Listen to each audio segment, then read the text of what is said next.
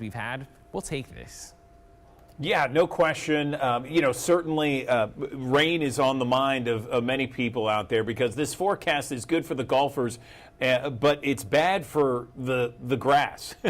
We're looking for some sort of rain out there, and the chances don't appear to be all that great. A little bit higher, though, next week, I see, right? Yeah, a little bit higher. We'll get a little bit more moisture into the region. That frontal boundary that's over the northern Gulf that's kind of keeping us from tapping into that Gulf moisture for those rain chances, that starts to dissipate. So that will bring them up to, a 20–30% chance. We're not looking at any widespread rain for the region, but a couple of pop-up showers and storms can come back into play. And we really could use that rain because while it's all fine to see this, especially for the nicer parts of the summer, eventually we are going to want to see those rain chances increase and get one kind of system that brings a washout just so the grass and the soil can catch up to where it needs to be this time of year. All right, meteorologist Riley Winch joining us on the Action News 5 digital desk to give us the deep dive into the forecast for today, this weekend, and the first part of next week. Riley, thank you. Thank you, Andrew. All right, another live look from our High Five camera there outside of our studios. Beautiful shot as we once again show it to you live here, 76 degrees at 7:07. Here's another shot from downtown Memphis. Our brand new camera there, just gorgeous. You can see Tom Lee Park there in the lower left-hand corner, the Mississippi River, the Pyramid, and the skyline of downtown Memphis on a beautiful Friday morning. Okay, so let's talk about some of the things that we are talking about here on the Action News 5 digital desk. Got an interesting interview coming up at the top of the hour at 8 o'clock. I'm going to be speaking live with one of Memphis's criminal defense lawyers, a guy by the name of Phil Harvey. And he's going to discuss this case that has gripped certainly local headlines and national headlines, the case of 28-year-old Austin Drummond, who is accused of 4 murders in Lake County, Tennessee, including the abandonment of a 7-month-old girl in Dyer County. On the Action News 5 digital desk, he is going to talk about this case as the state is pursuing the death penalty in this case, and really talk about what that is going to be like over the next 6, 12 months, 18 months from now, and what we can anticipate during that time. Also on the Action News 5 digital desk, there is a concert in Hernando, Mississippi that is hosting country music star Sunny Sweeney. She is playing there later this month, August 27th. All those country music fans, you probably are familiar with her. She hosts a Sirius XM show as well. So we're going to have her live on the Action News 5 digital desk later this morning. And then we're going to check in with our friends at La Prensa Latina. That is the largest bilingual newspaper in the Memphis area. We love checking in with them on Fridays just to see what's going on with them and their newspaper and LaPrensaLatina.com. But right now, we're going to show you a live picture once again of downtown Memphis on this beautiful Friday morning here. We're going to be taking a short break right now, 60 seconds, and then you're going to hear about happy hours. Yes, happy hours across Memphis and the Mid-South. Some of the best ones that you can check out this weekend just to kind of take the edge off. We'll see you in 60 seconds on Action News 5's digital desk.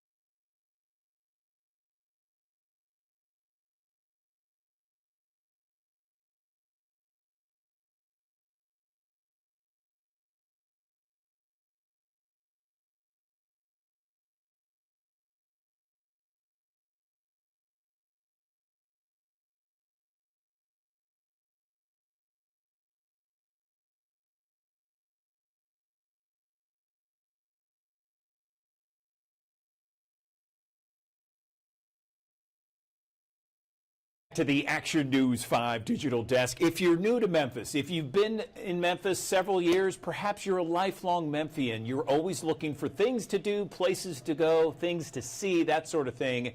The best resource for everybody, I was trying to think of the right word, but the best resource for everyone out there is I Love Memphis, in my opinion. I think it's a wonderful resource for anybody. Any time of the year you're looking for something to do, perhaps you got people coming into town, or you just want to get out with your girlfriends, or a guy's night, or whatever. We got Jalen Suchek joining us on the Action News 5 digital desk. She is always in the know when it comes to I Love Memphis and I Love Memphis blog. She runs it with some others out there. And how's that going, by the way? You've been doing this now for quite a bit. Everything going well, Jalen? Good morning. Yeah, it's great. And Andrew, I mean, I love your intros. You always give the best intro, so thank you for that. But yeah, everything's been great. I've been at the helm now about, gosh, almost 3 years. We've been really trying to build up a strong contributor team, so it's not just one voice, it's more of collective voices around the city to just tap into everything there is, because, you know, one person can obviously not do it all, because contrary to some belief, there is so much to do in this city, and I'm happy to be constantly busy. Okay, so I can't remember the publication, but someone outside of Memphis sent me something that said top 5 most boring cities was Memphis, Tennessee. And I'm like, what, are you on crack or something? What are you talking about? Yeah, you're living in a different world if you think that. I refute that. Exactly. Vehemently. 100%. 100%. So anyway, enough about that. I'm off my soapbox. Let's talk. I know we could go on a whole rant on that. I know I'm preaching to the choir.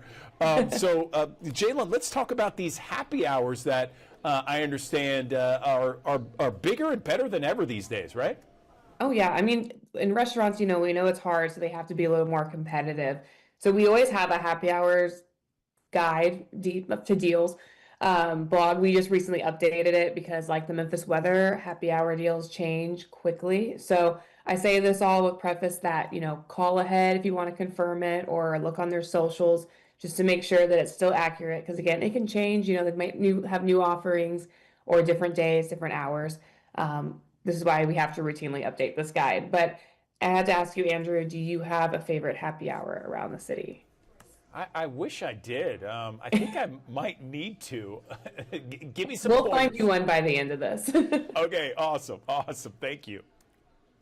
Yeah, so I guess I can just hop in. So our guide has about 15 spots. And I mean, of course, that is not speaking to every great happy hour in the city. We really tried to boil it down to places that have good daily happy hour offerings. 'Cause, you know, some places maybe it's just a Monday night or a Thursday night. So that's how we kind of organized it. We are always open to more feedback and adding more places. So if you have a good spot, please let us know. We love to take people's recommendations and infuse them into the guide. So I picked 3 of my favorites from the guide, different little spots in town. The first is Bell Tavern. And Andrew, I'm not sure if you've heard of Bell Tavern. Some people, you bring it up and they're never heard of this place before. I haven't. Tell me more. I'm interested, though. Looks great. Yeah, and so I think the reason people don't know about it is because it's a hidden bourbon bar in an alleyway in downtown Memphis. So the Barbaro Alley, just around the corner from Aldo's, tucked in there between, you know, like the Peabody and South Main. This is just a great spot in general. Some of the best people work there, and they have a very, very generous happy hour. This is one of my favorites. So you can get $4 domestic beers, $7 house cocktails, and $7 glasses of wine. Those house cocktails include like Manhattans, Old Fashions, French 75s, martinis. Harold is one of the main bartender there. He is kind of, if you know name in the city, one of the best bartenders. So you get a great deal, and you have one of the best bartenders making them. He makes some of the best Old Fashions. I love the French 75. They also have really good food. And if you're still having difficulty placing it, it's in the back of where 117 Prime was. So they use Okay, yes, Lady I know where Kitchen that there. is. You had me at Hidden Bourbon Bar, Jalen. That sounds like a winner to me. Yeah, when we posted a reel of them, you know, people were like, I've worked in downtown my whole life and I didn't know this existed. And it's been there for several years. So I always love to share that one. And that happy hour deal is Tuesday to Saturday from 4 to 7. So pretty generous because you don't have too many that give you a Friday and Saturday for those happy hour deals. Sweet. What And else you got? We are moving into Midtown now. This is one of my favorite bars in the city to go to for a cocktail outside of happy hour or with happy hour. The great news is they have a very, very good, nice, generous happy hour. I am amazed that they still continue having it. It's such a good deal. But this is Cameo in Midtown. It's on Union Avenue, right across from the Firehouse. They have for their happy hour half off classic cocktails, draft beer, and glasses of house and red wine, white wines too. And then they also do an $8 Cool Kids burger, which is so delicious. You have to order it. But this is, one of the best cocktail bars in the city. They have just numerous cocktail options. And normally when you're talking about quantity, you're kind of fearful about the quality. You get both at this bar. It's one of my favorites. And their sister bar, Mary's BOTE, also has a great happy hour. That's the Tiki Bar in Cooper Young. But you can get this happy hour Monday through Friday from 4 to 7, and on Monday it's all night long. But love Cameo. It's a great place if you haven't checked it out yet. Oh my gosh, that sounds awesome! I love it. Okay, now you're bringing it this morning. I love this, and I know it's the morning, and I know people don't like generally drinking cocktails until the afternoon, but I'm feeling it. There's a reason they start at 4.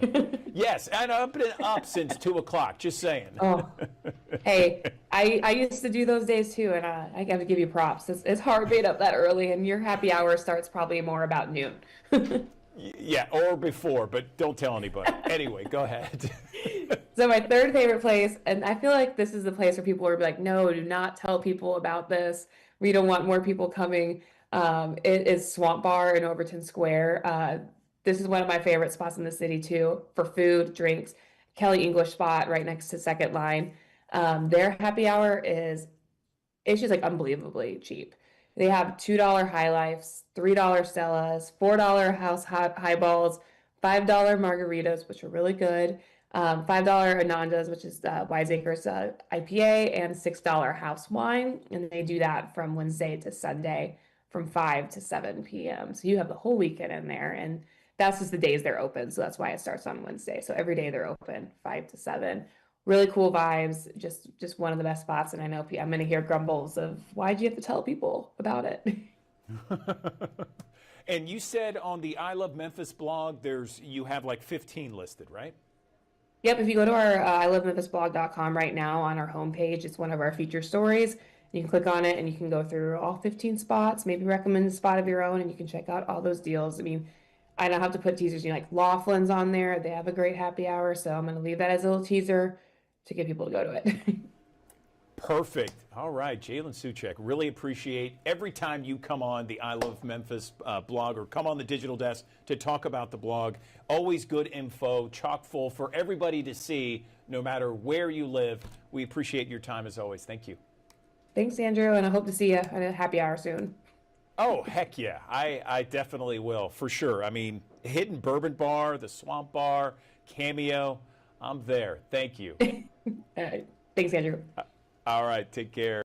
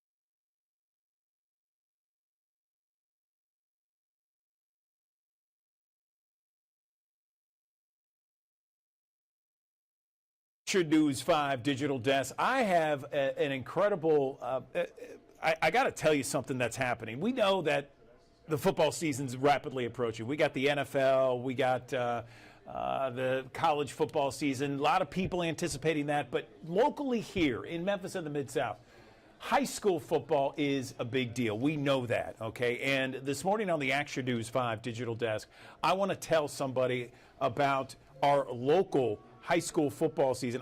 I am doing something on the fly here because something is not wired properly, but it will be momentarily. So, as I was saying, college football is certainly no joke here in Memphis and the Mid-South. And the town of Collierville is doing something extraordinary this year.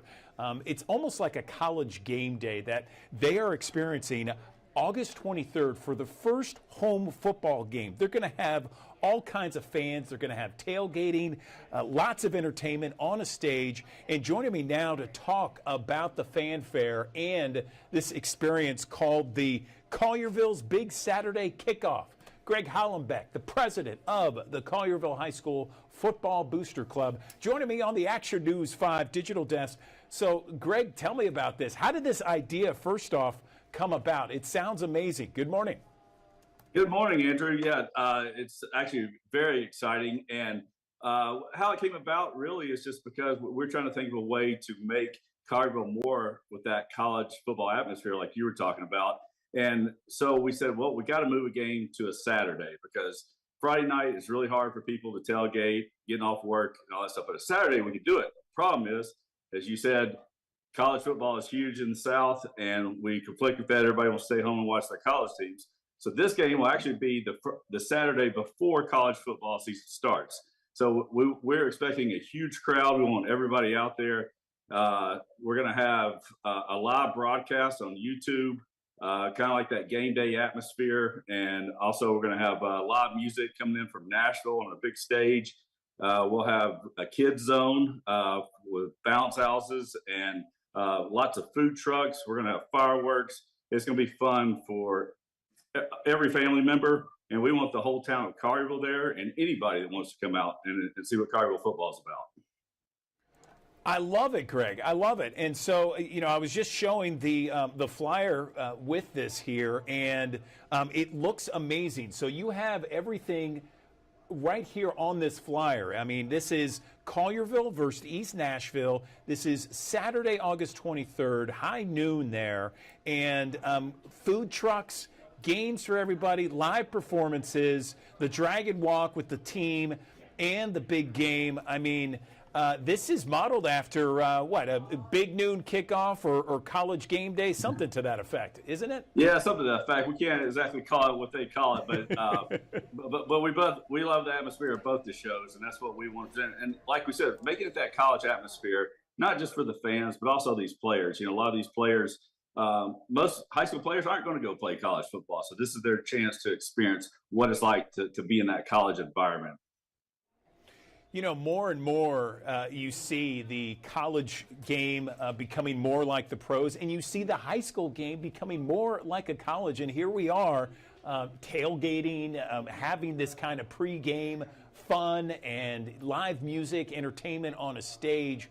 But this is something that I think has been in the works for a while. You see it just kind of gradually getting more enjoyable for everybody out there, right?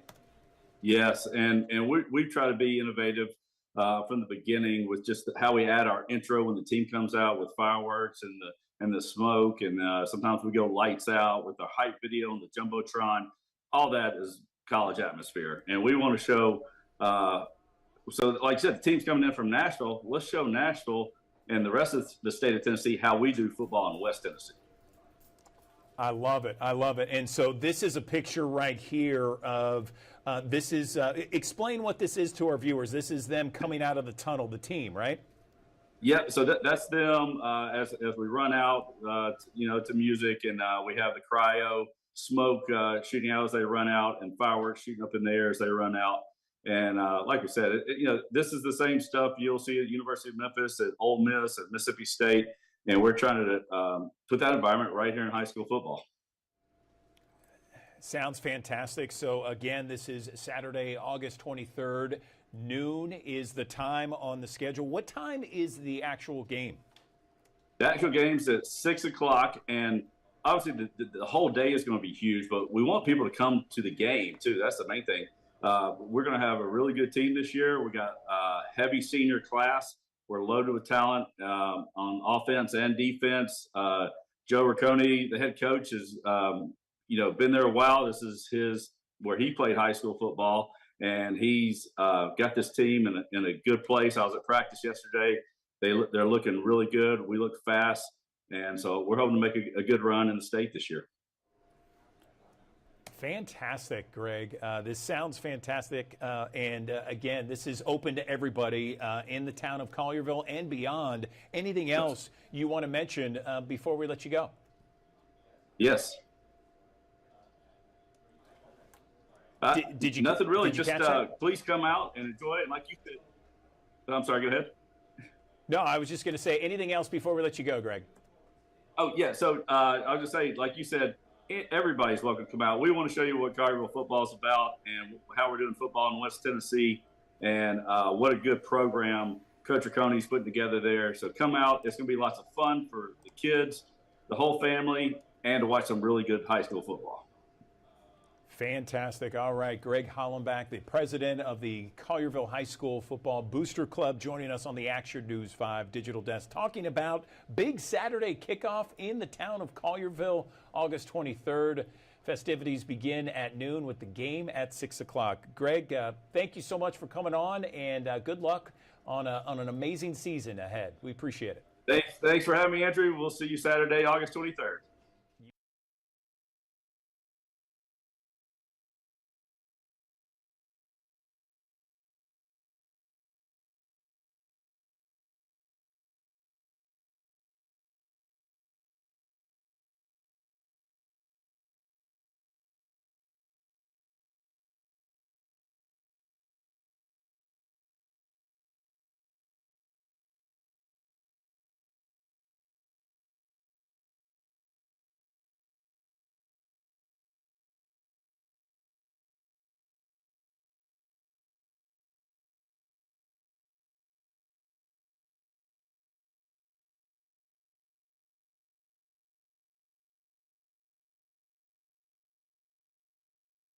Morning. Welcome back to the Action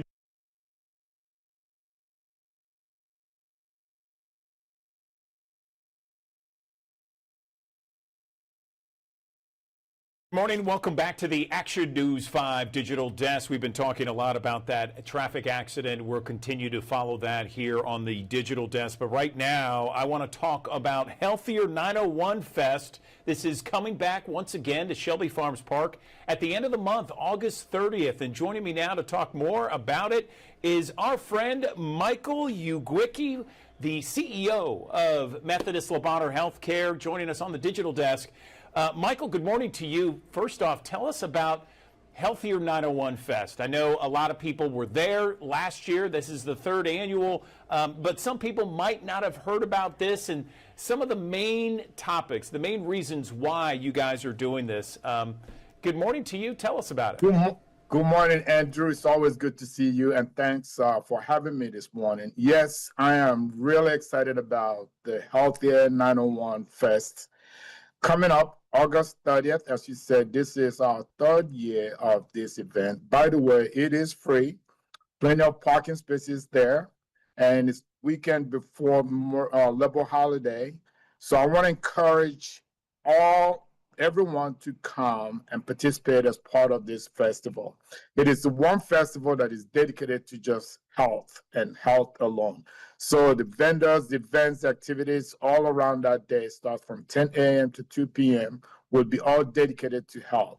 So we started this, Andrew, 3 years ago, primarily to address the issues of obesity, cancer, cardiovascular diseases in our community. As you know, we do community health needs assessment every 3 years.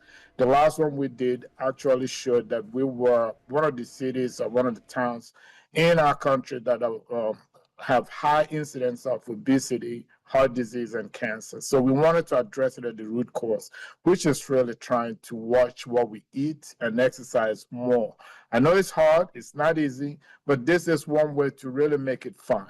So we encourage everyone to download the app, Healthier 901 app, go to the App Store, begin to put your data in there so you can actually track how you're doing.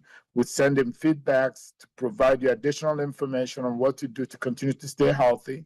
Engage your members of your community, whether they're co-workers, church members, friends, and challenge them.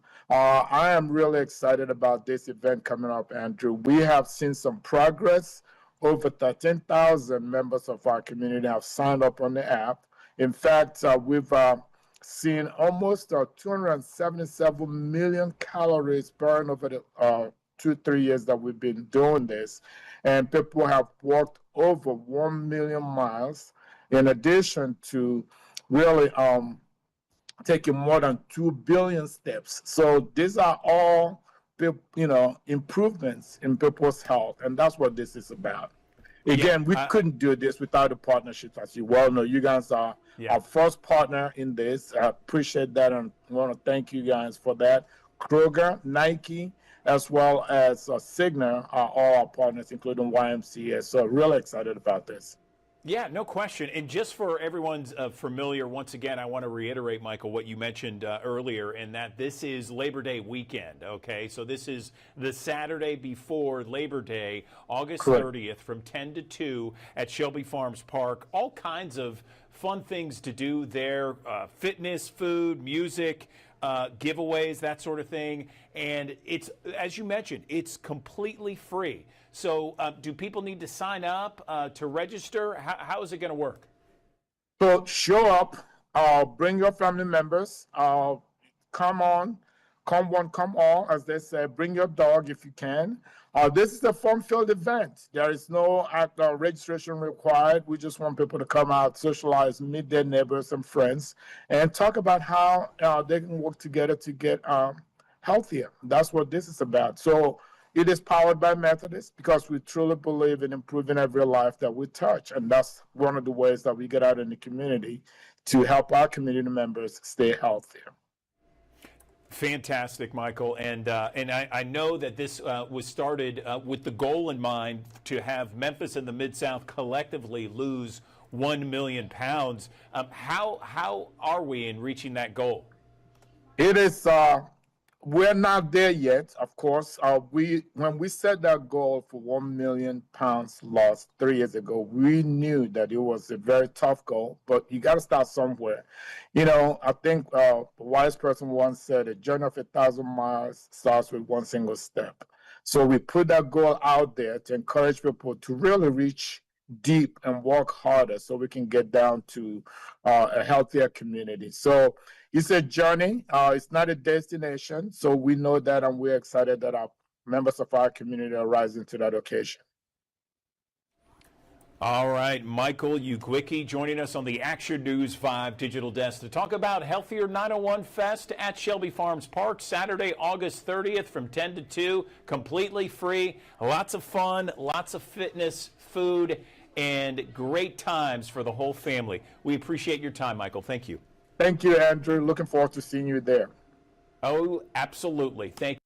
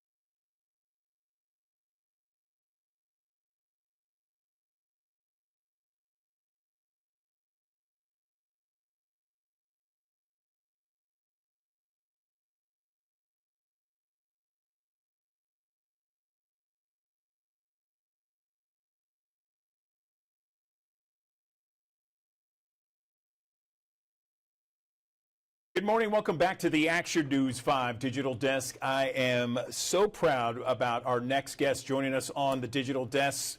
College game day analyst Kirk Herbstreit joining us right now to talk about A little college football, hopefully, and then also going to be talking about a brand new docuseries, Kirk. I'm very interested about it. Of course, your special bond with Peter, your golden retriever. Man, is that social media gold or what? Good morning to you.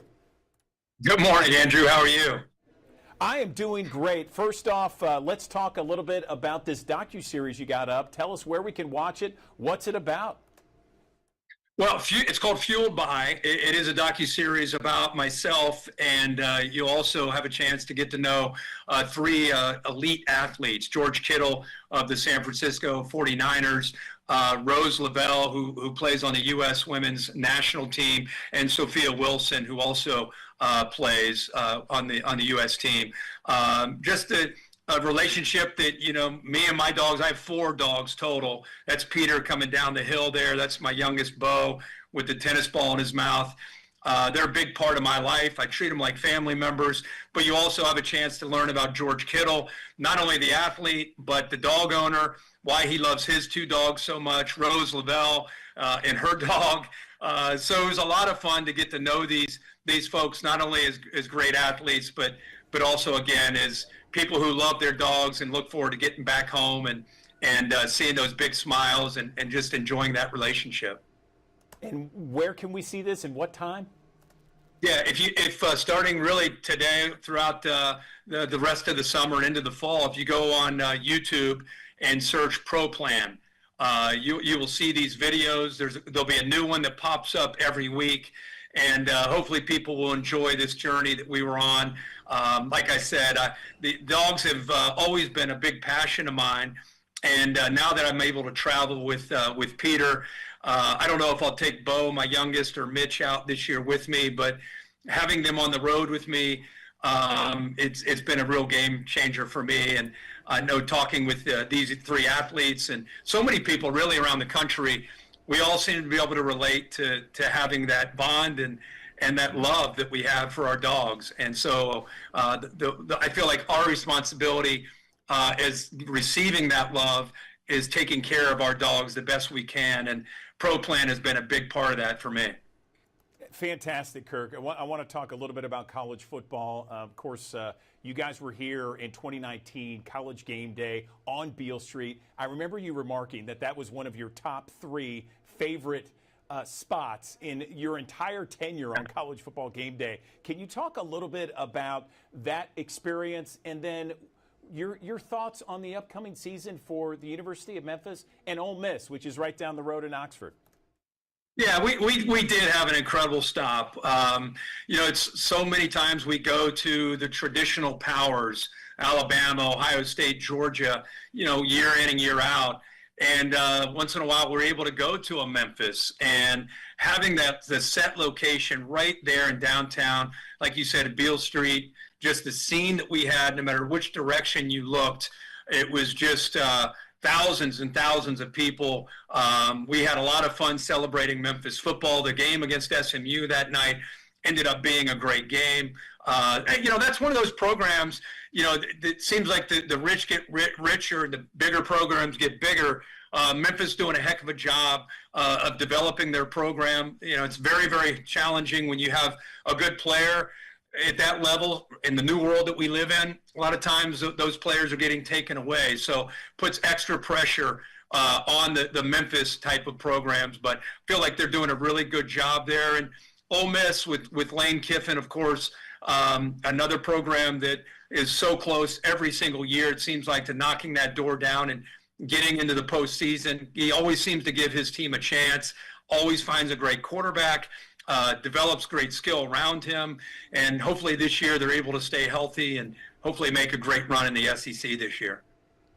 That episode with Lee Corso in the first kickoff of College Game Day in the season there, what's that going to mean for you?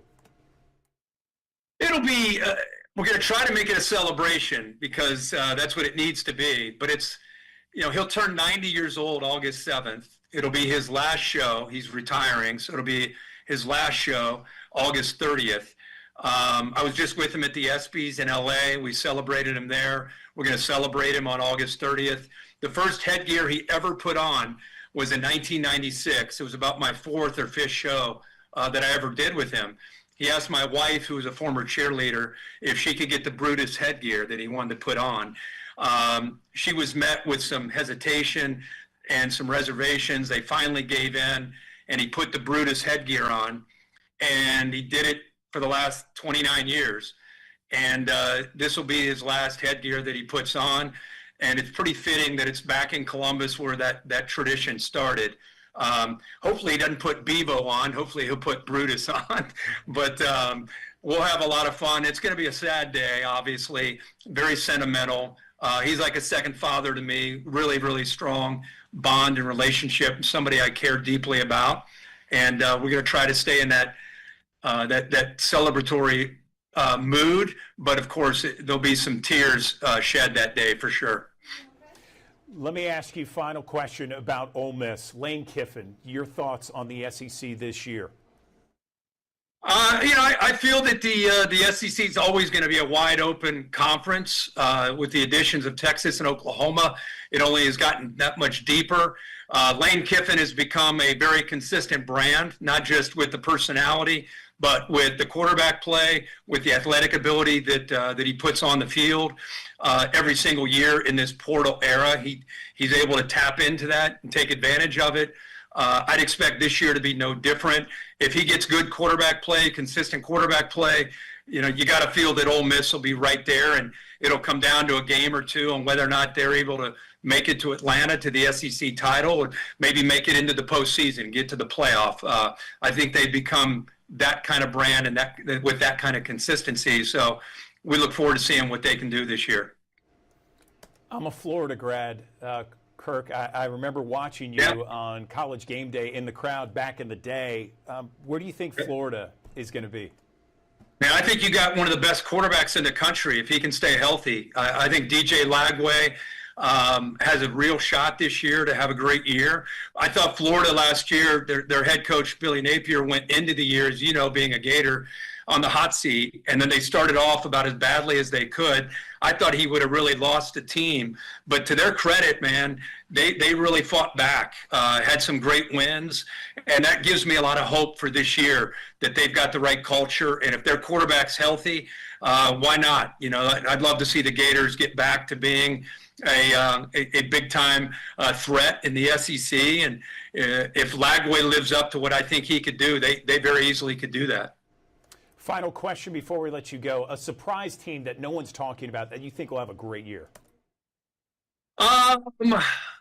Surprise team this year could be, besides the obvious, like a Penn State team. I think in the SEC, I don't know if they're a surprise team, but I think it's a team that has a real opportunity is the LSU Tigers.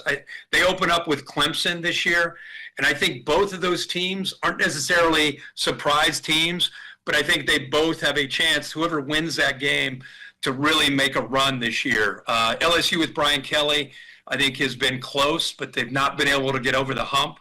And I think if they can win at Death Valley against Clemson, I think they could be a real threat this year in the SEC.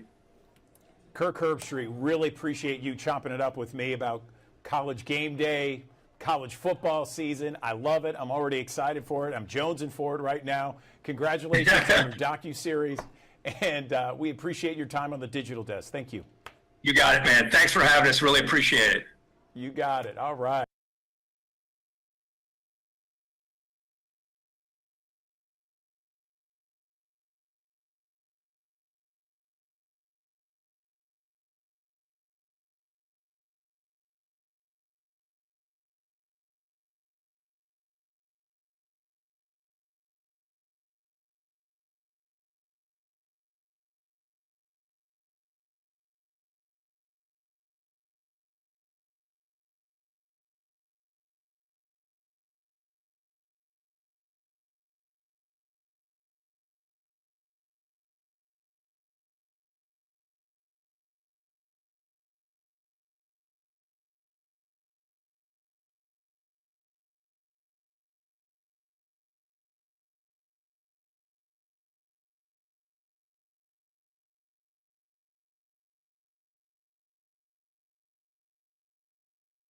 Welcome back to the Action News 5 Digital Desk. I want to tell you about a new procedure that St. Francis Hospital is doing. It's called an endoscopic sinus procedure. And you know, here in Memphis in the Mid-South, allergies are a big deal. Sinuses, certainly people suffer from. And so this procedure really helps people that are dealing with major sinus and allergy problems. Let's bring in one of the doctors that performs this procedure, Dr. Grant Muller. He's an ENT oncology surgeon at St. Francis Bartlett. And Grant, I understand that this procedure is not a surgery. This is a minimally invasive procedure from what I understand. Tell me more about it, and I appreciate you joining on the Digital Desk. Good morning.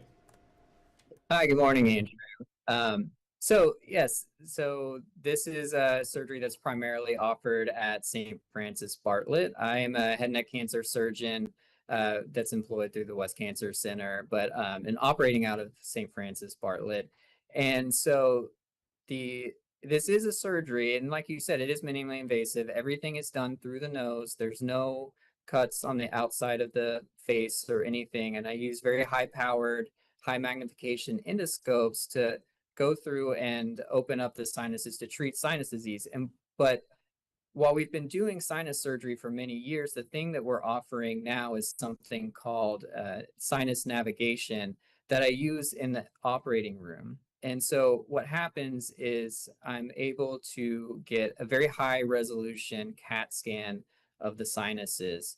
And that helps tell me exactly the sinuses that I need to operate on to open them to help treat a number of things like chronic sinus disease, growths in the sinuses, or any issues with the skull base. And so when I'm in the operating room, I actually put the CAT scan right next to the screen that my cameras are looking at.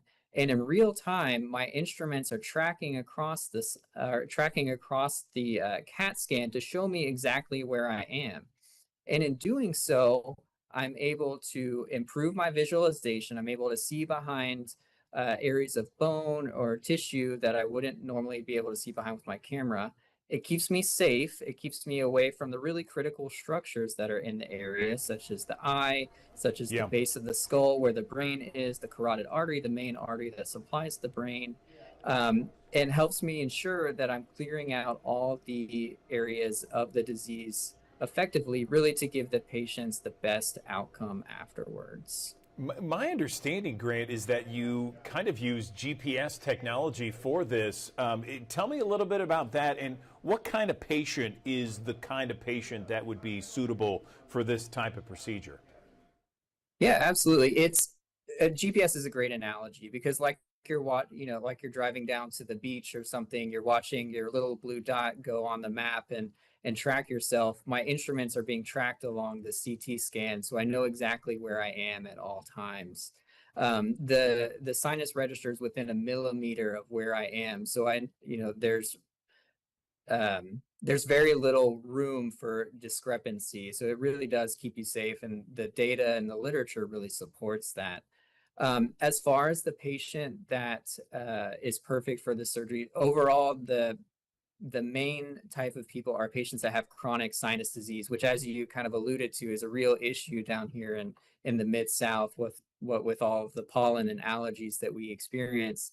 And ideally, it's a patient that has tried what we call adequate medical therapy, things like topical nasal steroids such as Flonase or sinus rinses such as a Neti-Pot or Navage, and they're still just having symptoms despite all these different medications. And so then we go in and these patients become surgical candidates, and we open up those sinuses to really widen what's called their natural drainage pathways to help them drain the kind of purulent, the pus and mucus that gets trapped in the sinuses, and also provides a way for us to really deliver those medications more directly to the sinuses to really get them a relief. Does insurance pay for something like this? How does that work? Yeah, absolutely. So insurances do cover this. This is something where if insurance will cover it if you've tried medical therapy. Generally, a medical therapy is a trial of about 3 to 4 weeks. And if you are still having symptoms after about 3 to 4 weeks, then you would be a good candidate for a sinus surgery.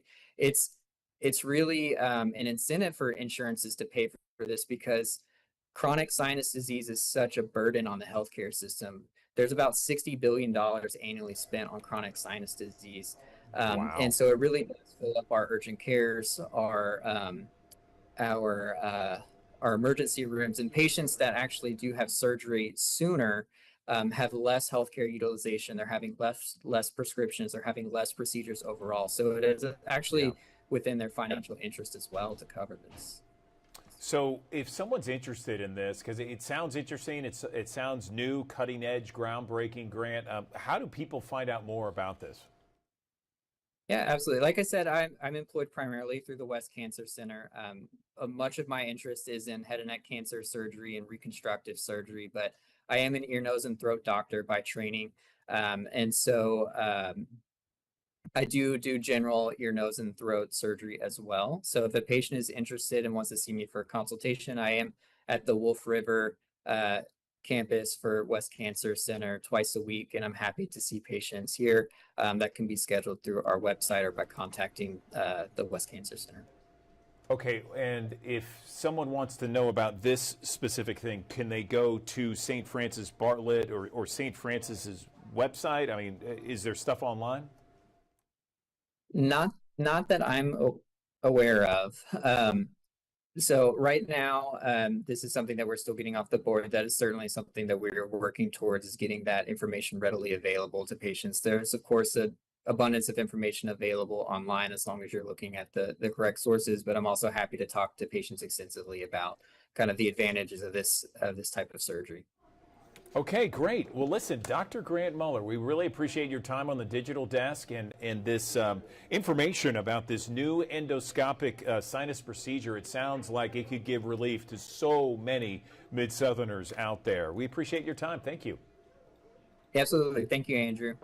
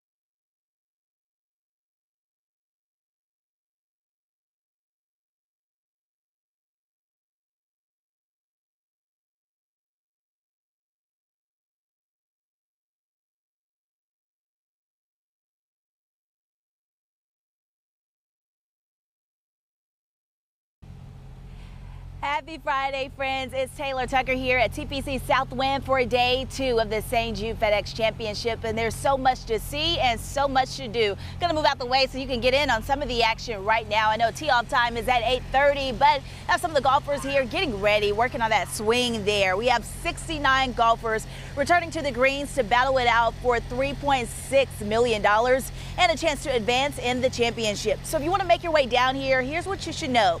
General parking is at FedEx headquarters at 3640 Hex Cross Road. Parking passes are $20 per day. Credit card only and must be purchased in advance. So go ahead and hop on that now. You can go to FedExChampionship.com to get your ticket. Now, another option is rideshare. Just enter FedEx St. Jude Championship as your destination. You'll be dropped off at the rideshare entrance. Once on site, golf cart shuttles will be available to take guests to shuttle stops around the course. And if you have your ticket, then you'll be ready to roll all in. If you don't come in today, you still have Saturday, you have tomorrow, and you have Sunday to get in on the action. Hopefully this weather won't be too toasty for you. We'll toss it to Riley with an update on your forecast. Well, good Friday morning. I'm First Alert meteorologist Riley Winch, and we have some good news for this weekend's forecast. As long as you can stand the heat a little bit, we'll get through it just fine, because the surface map just goes to show us this frontal system, and this low, I should say, off to our east, that is going to be moving out to sea. New update this morning has added a 10% chance of developing over the next couple of days into a tropical system. But the good news for us, that moves out to sea, so it doesn't come close to the mid-south. We'll be watching this frontal boundary associated with the low to our north and our west. That stays in place the next couple of days, but eventually we start to see that push towards our region next week. That can uptick the humidity and some cloud cover across the region. But as we head out and about for your day today, those temperatures are already getting close to that 80-degree mark. After 9 a.m., we are going to be in the 80s across the mid-south. We'll be in the 90s this afternoon, and we'll see the chance for 1, maybe 2 pop-up showers on our radar as we head into the afternoon time frame. Now, vast majority of us stay dry, so it's not very likely you see that rain where you are, but somewhere within the region, it's a fair shot of seeing a brief shower that moves through, but it's not going to be enough to cancel any outdoor plans. It's something maybe just take some cover for 5, 10, maybe 15 minutes as it unleashes a quick downpour. Then you're good after that. And those temperatures, after reaching the 90s, cool off into the 80s around sunset. But we're going to be on the muggy side, as typical for August. I mean, nothing out of the ordinary. It's next week where we get a little steamy, folks, in the middle part of the week. Now, you may be looking at that and then starting to get a little worried, saying, uh-oh, it was so hot 2 weeks ago, so hot a week ago, I don't want to go through that again. Well, you will not have to go through that again, because we're actually going to introduce a little bit more cloud cover and introduce, maybe a little bit of a breeze as we head into the middle part of next week. So that's why the feel-like temperatures aren't expected to exceed 105 degrees the next 7 days and not get into heat alert territory. So it's a far cry from that extreme heat we saw just 2 weeks ago. High temperatures getting up into the mid-90s each afternoon. And remember, these feel-like temperatures only if you're in the direct sunlight is that where you can feel like the triple digits. So if you're in the shade, you already bumped those numbers down a little bit. And Saturday, I think Saturday is going to be the winner in this forecast, especially for the FedEx St. Jude Championship. We have a little bit more of an easterly component in the wind rather than a southerly component. So the humidity can downtick slightly. It's still going to be hot and humid, but it'll be a nice day to get outdoors for our Saturday. Highs today, mid-90s we're talking about, and that comes along with partly cloudy skies, feeling like the triple digits in the periods of sunshine out there where we don't get any shower activity. And over the next 10 days, we see that beautiful weekend, very low rain chances out there. Highs in the mid-90s, overnight lows in the mid-70s, and there's that cloud cover coming into play. It's not going to be overcast, but Tuesday, Wednesday, probably more clouds than sunshine during a good part of the day, with those rain chances in the isolated to scattered territory.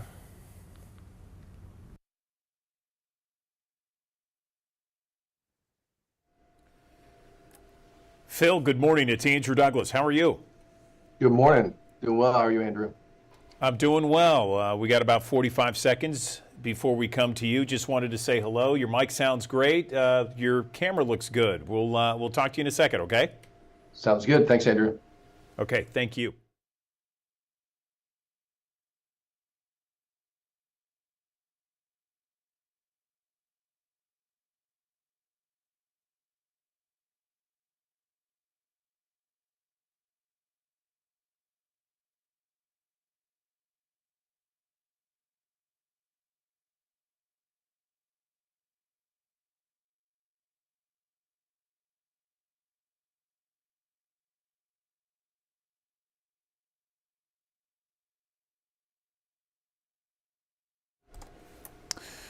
Good morning. Welcome back to the Action News 5 Digital Desk. Well, you've seen the headlines this week. It is about 28-year-old Austin Drummond and the charges against him. And we're talking about four charges regarding first-degree murder and an abandonment charge, as well as an aggravated kidnapping charge in relation to the 7-month-old baby girl that was left abandoned in a Dyer County yard. This is a case that has gained national attention, and we reported that prosecutors in this case are seeking the death penalty. So what can we expect over the course of the next 6 months, 12 months, and beyond? Let's bring in someone in the know when it comes to these kind of cases. I'm joined on the Action News 5 Digital Desk by criminal defense attorney in Memphis, Phil Harvey, joining me now to give us some legal insight into this case. And Phil, I appreciate you coming on the Digital Desk. So you've been following this case now. It's just kind of beginning with regards to court proceedings and court arraignments. What do we expect for those of us who follow these kind of cases intently over the next 6 to 12 months? Good morning. Good morning, Andrew. Thanks for having me. So you're absolutely right. The prosecution's office has stated that they will seek the death penalty. There are still a few procedural steps before they can officially declare this a death case. Right now, the case is in general sessions, and Mr. Drummond has a right to a preliminary hearing. How quickly he gets counsel and whether or not he makes that decision to request a preliminary hearing with his counsel will be a factor. If there's a preliminary hearing, the state will need to present some evidence at that preliminary hearing stage about why they suspect Mr. Drummond is connected to this crime. After that, there will need to be an indictment. That indictment can take 1 to 6 months, depending on the complexity of a case. After the indictment, then that's when the state can actually file their official notice to seek the death penalty. The discovery begins, and then the pretrial litigation begins in circuit court. I was watching the proceedings yesterday, and this was the first time we saw him in a courtroom, and it sounded like the judge appointed an attorney for him out of Covington. I don't know if you watched a little bit of those proceedings yesterday. What does that mean? Does that mean he is getting kind of an attorney that's essentially appointed by the state, and I get that feeling, but what does that mean in terms of going forward? Does that change anything? Well, Andrew, the normal course of action on a case this serious would be to make sure that he has an attorney right away. And so most judges in that situation are going to appoint a lawyer, whether it is from the public defender's office or from the private bar. What may happen after that is Mr. Drummond and his family may or may not seek private counsel, and the judge may or may not give them much time to seek private counsel. Mr. Drummond, again, has the right to that preliminary hearing within 14 days, and the state and the judge don't have to give him much longer than that in order to move the case forward. So it could move very quickly through the preliminary hearing stage, in which case it would then be out of general sessions court pending the grand jury review and the indictment, or things might slow down depending on Mr. Drummond's conversations with his appointed lawyer and whether or not he seeks to hire private counsel. How much does his past come up in these type of situations? You know, we know what he's accused of: 4 murders of one family, the abandonment of a 7-month-old child in a stranger's yard in neighboring Dyer County. But he has certainly a long criminal past. How much does that play in court proceedings? It'll play a huge factor in this case, Andrew. First of all, it is going to, and most immediately, come into the judge's consideration of bond. Right now, he's being held without bond.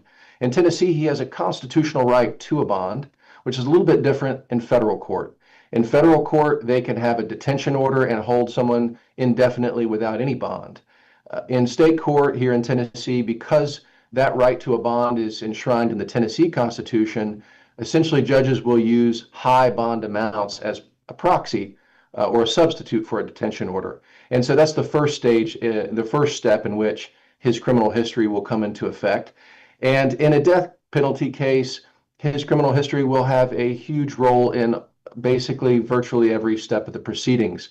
They are, for one, it's an aggravating factor, which is a basis for the state to seek the death penalty.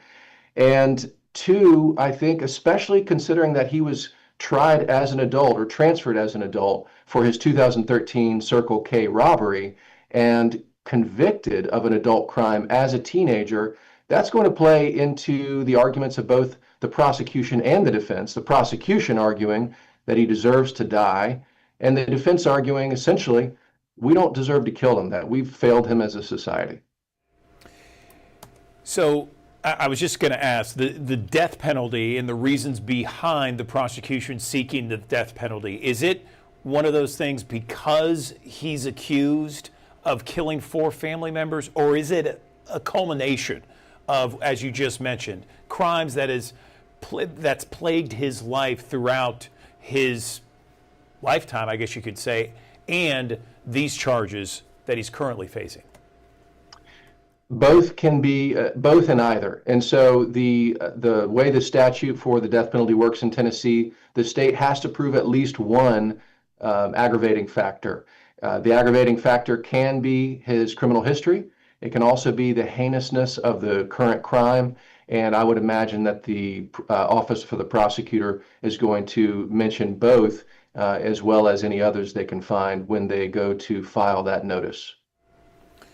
The other people involved in this case right now, Phil, are being charged with accessories after the fact of first-degree murder. How serious are those cases, and does a lot of it depend on whether or not Austin Drummond is convicted?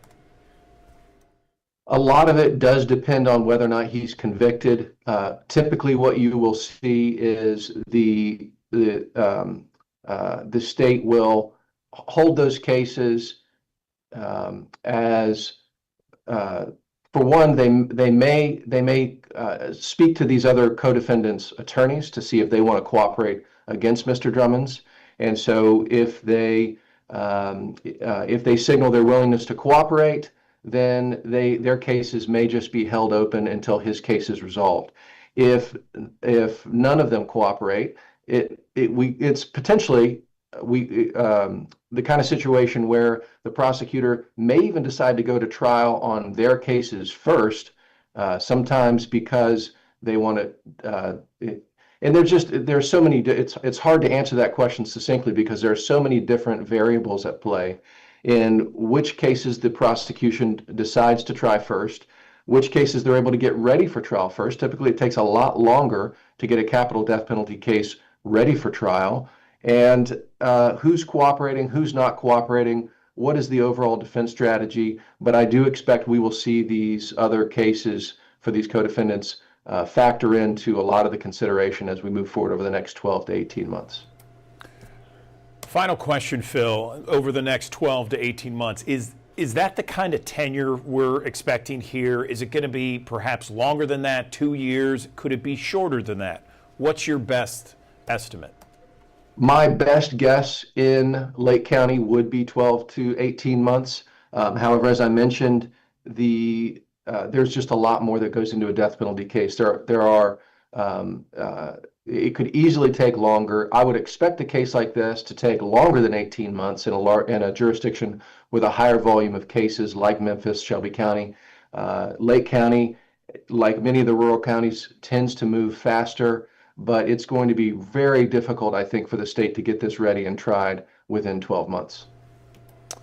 Phil Harmry, criminal defense attorney in the city of Memphis. We appreciate you coming on the digital desk and offering that legal insight. Very valuable information for our audience. Thank you. Thanks for having me, Andrew. We appreciate it. Okay, another live look from our High Five camera as we go to break here on this Friday, 10 minutes after 8, 78 degrees. Gorgeous shot there. Let's talk about your forecast once again in 1 minute.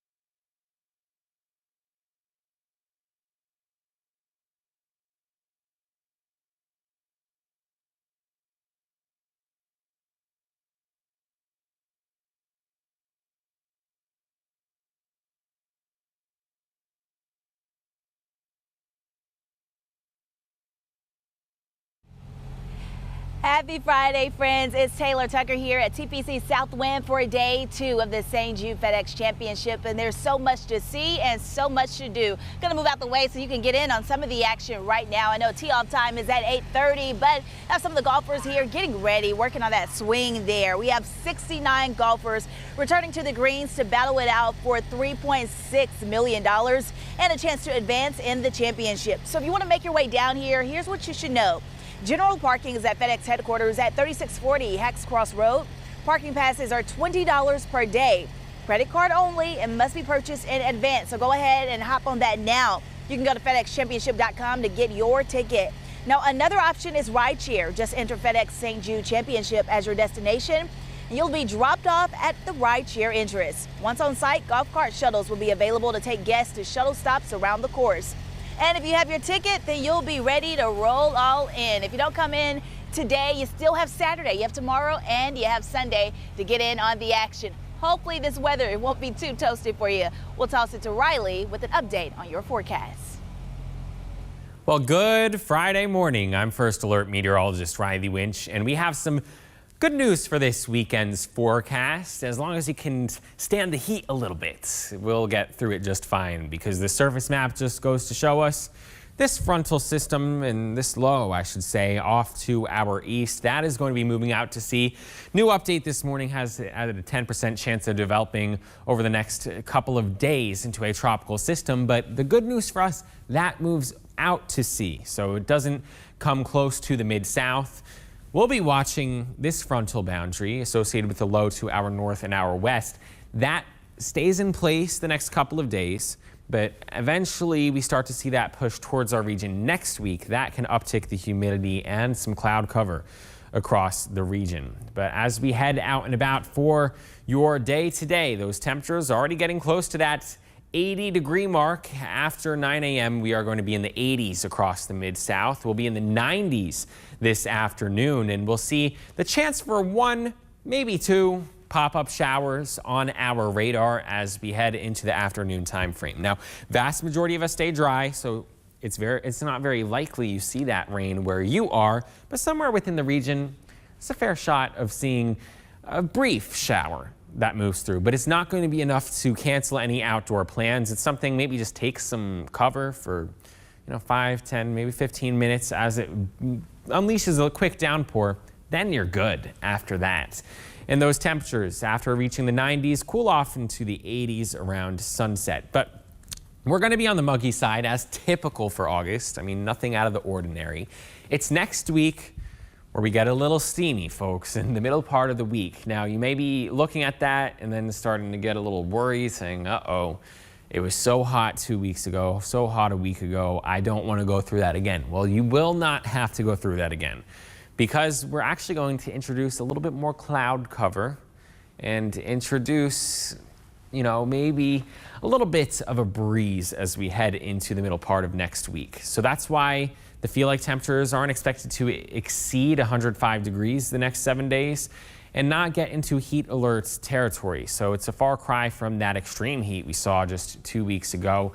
High temperatures getting up into the mid-90s each afternoon. And remember, these feel-like temperatures only if you're in the direct sunlight is that where you can feel like the triple digits. So if you're in the shade, you already bumped those numbers down a little bit.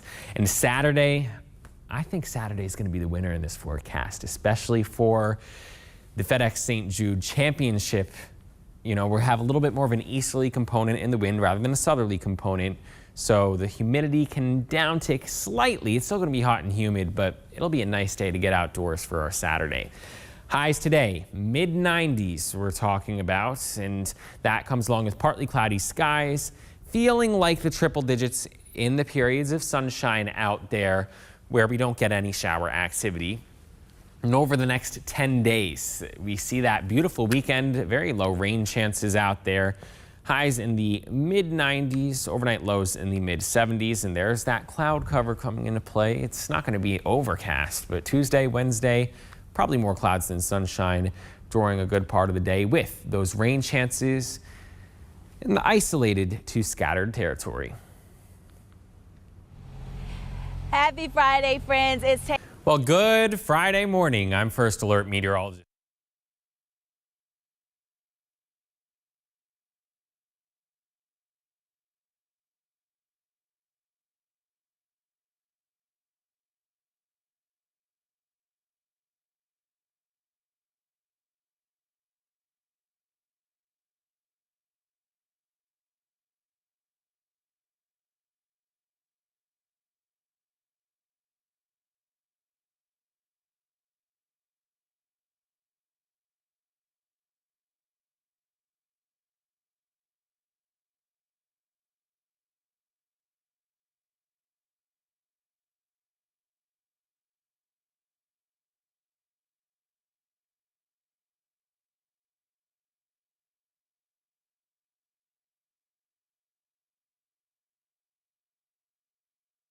To the Action News 5 digital desk. We've heard so much about no tax on tips. It was actually signed into law in the big, beautiful bill that President Trump signed earlier this month. But what does that mean for the tens of thousands of service workers all across Memphis and the Mid-South? And who's eligible? How much money could you save?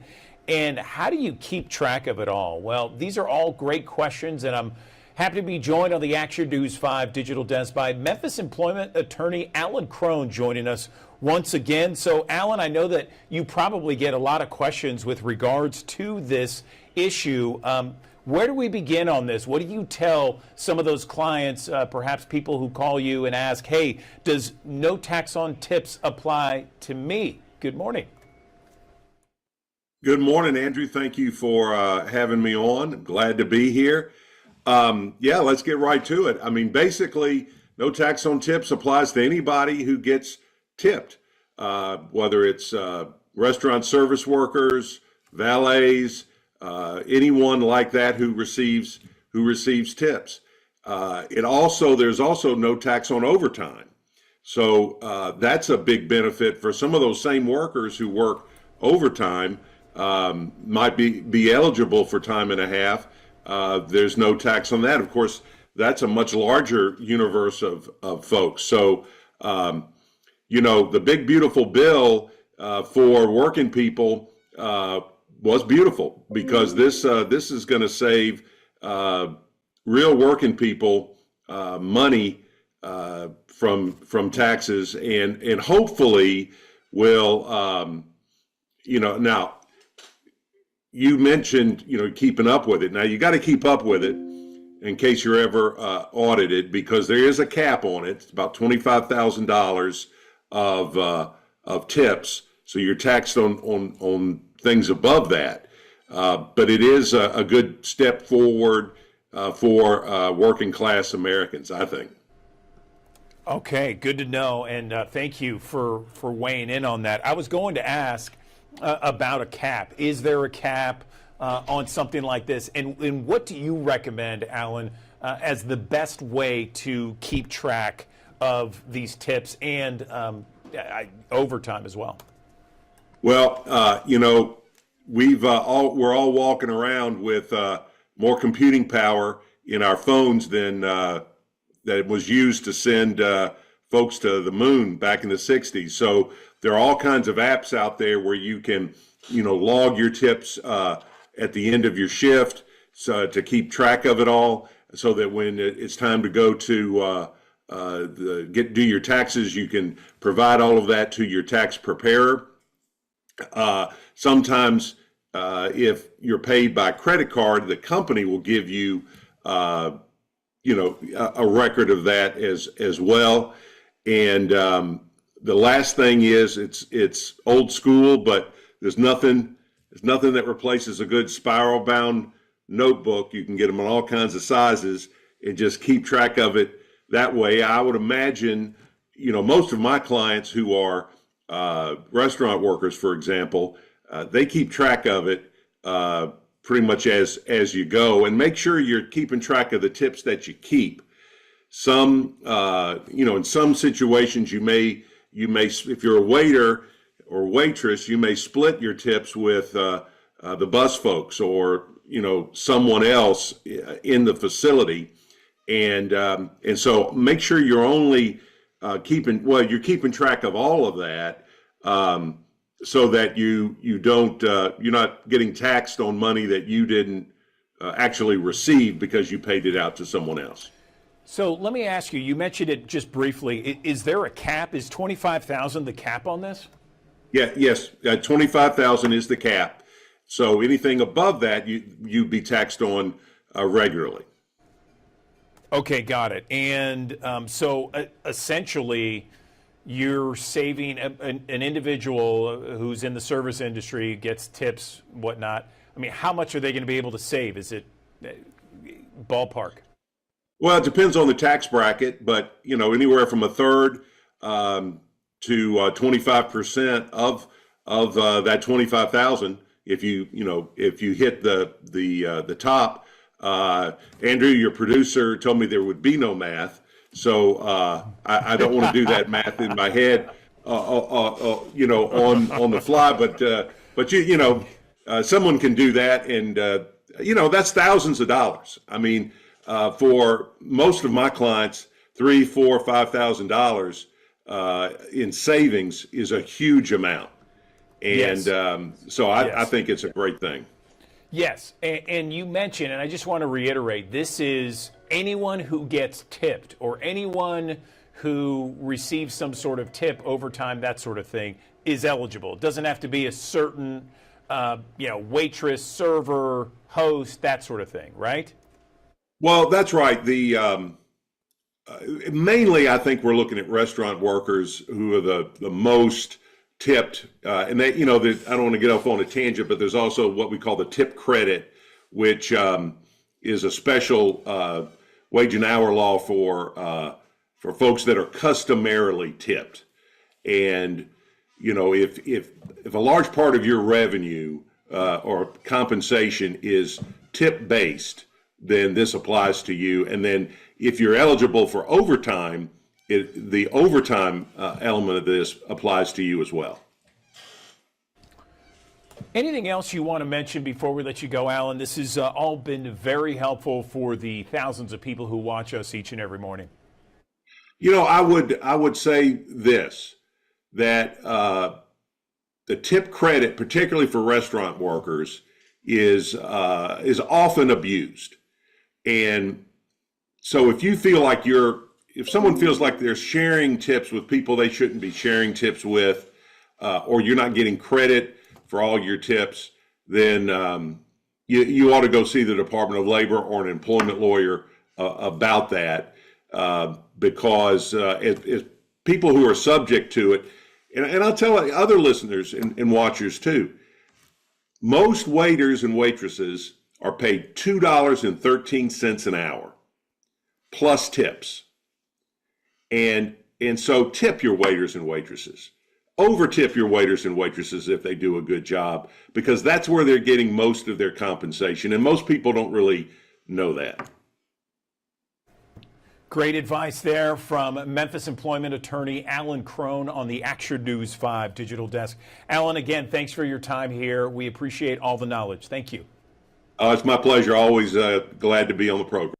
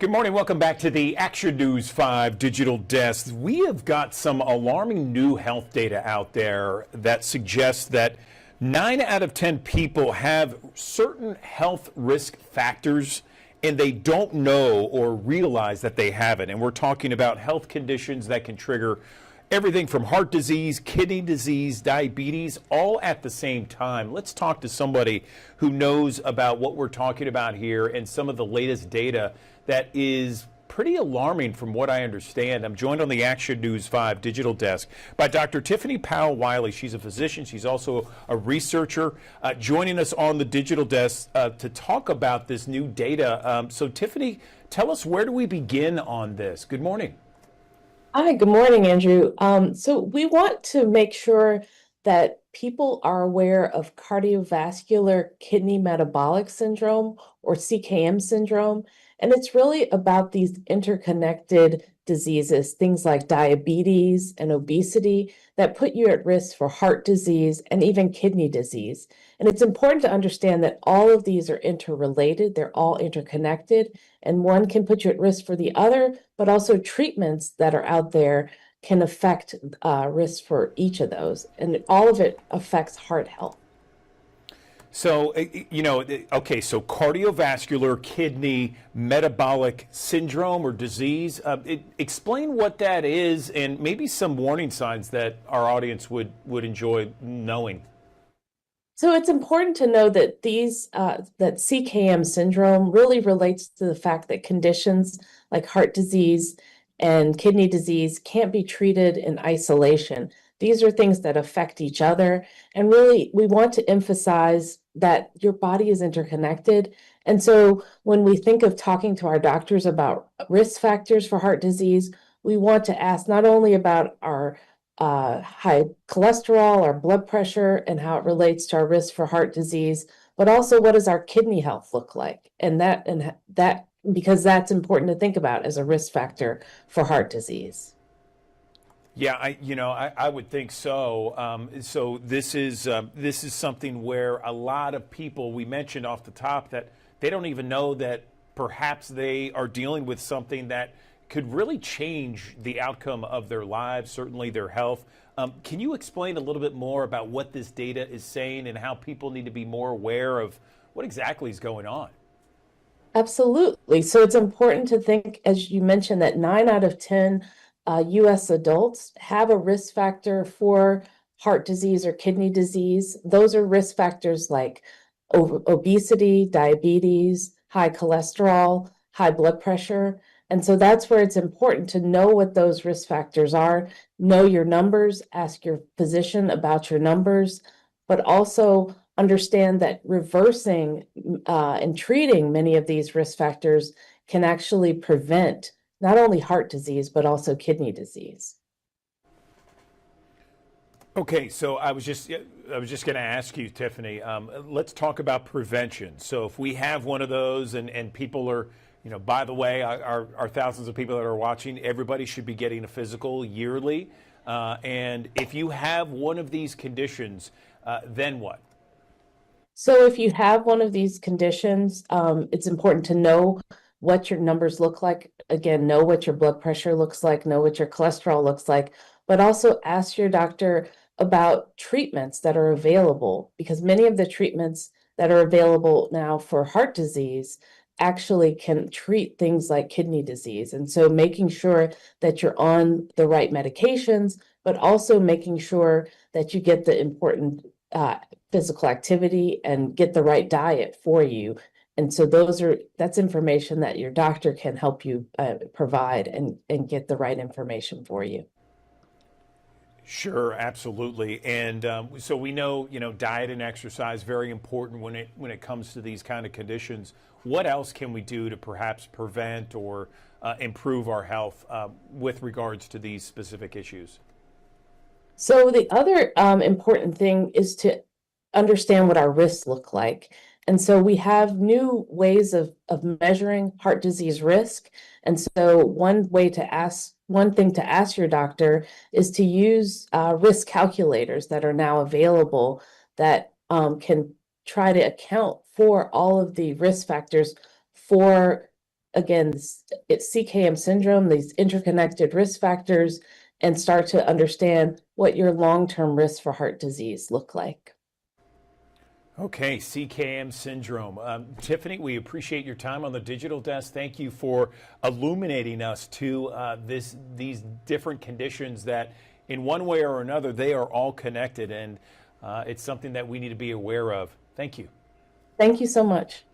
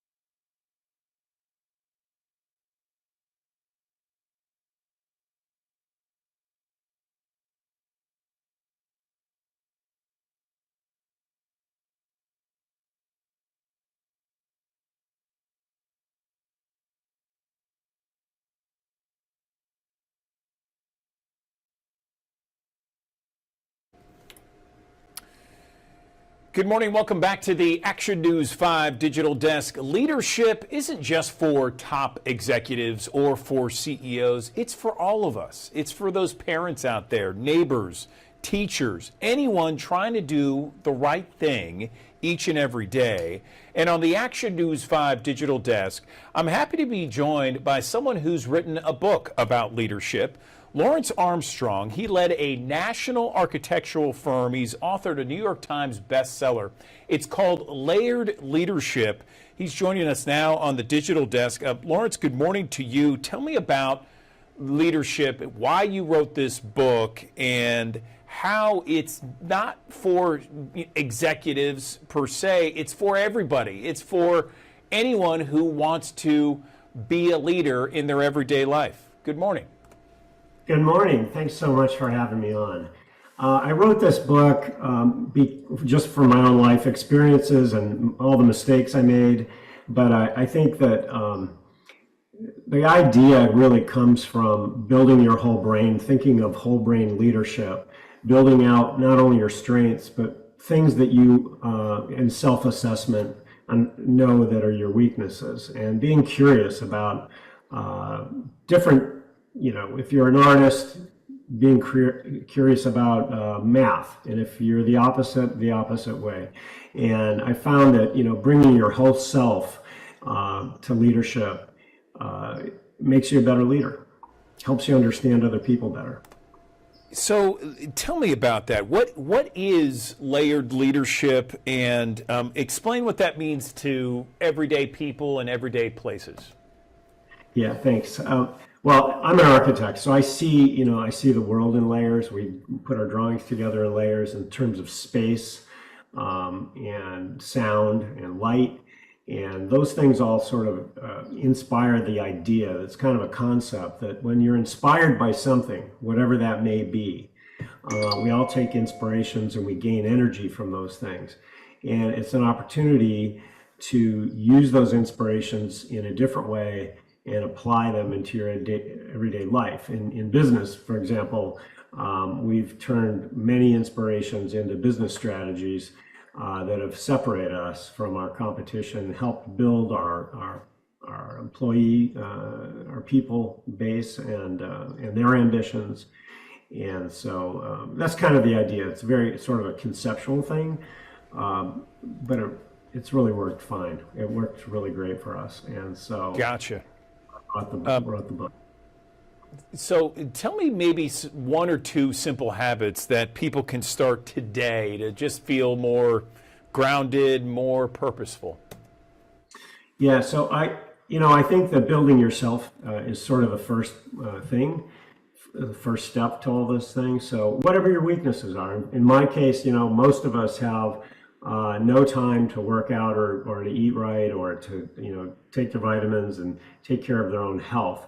And so those are all concepts that we hear all about, and certainly I'm no expert in these things, but I think we all have our own journey when it comes to exercise and taking one step at a time to get to where you want to be. And so that's one thing, I think.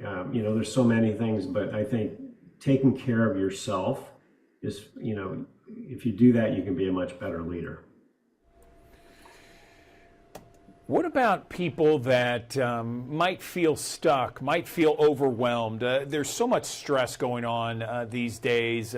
People just feel worn out. What kind of advice would you give to those folks that are trying to move forward with confidence and at the same time, be a leader at home and support coworkers, that sort of thing? Sure.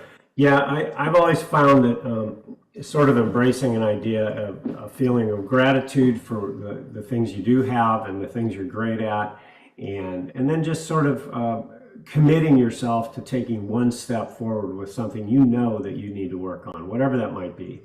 And I think if you take an incremental step and use creativity in your daily life, you can get there. And I think also having a long-term plan. You know, we write business plans as leaders in business, but I think having a personal plan and then taking one step towards that goal and another step and another step towards a long-term goal, I've found works really well for almost anything in your life. Final thoughts, maybe perhaps a mindset that you'd like to tell our viewers right now with regards to layered leadership and how they can implement this stuff today, this morning, right now? Sure. I think that, you know, adopting sort of this Leonardo da Vinci idea of always being curious and always learning and lifelong learning, I think, and committing yourself to that in lifelong improvement, I think is a mindset. And I think once you adopt that mindset, you'll make a lot of progress. All right. Lawrence Armstrong, New York Times bestseller, wrote Layered Leadership, available right now. Lawrence, thanks for coming on the Digital Desk. Nice to meet you. And thank you for explaining some of that, giving us some ideas and something to think about today and this week moving forward. We appreciate it.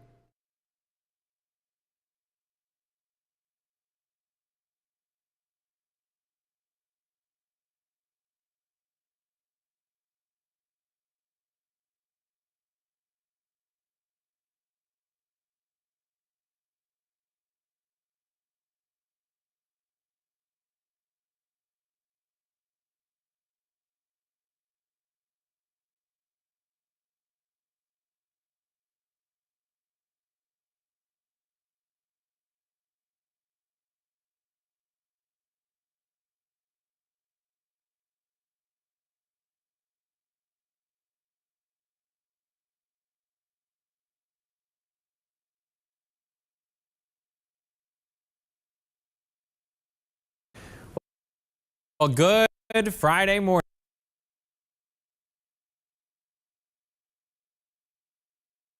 I'm First Alert meteorologist Riley Winch, and we have some good news for this weekend's forecast. As long as you can stand the heat a little bit, we'll get through it just fine, because the surface map just goes to show us this frontal system, and this low, I should say, off to our east, that is going to be moving out to sea.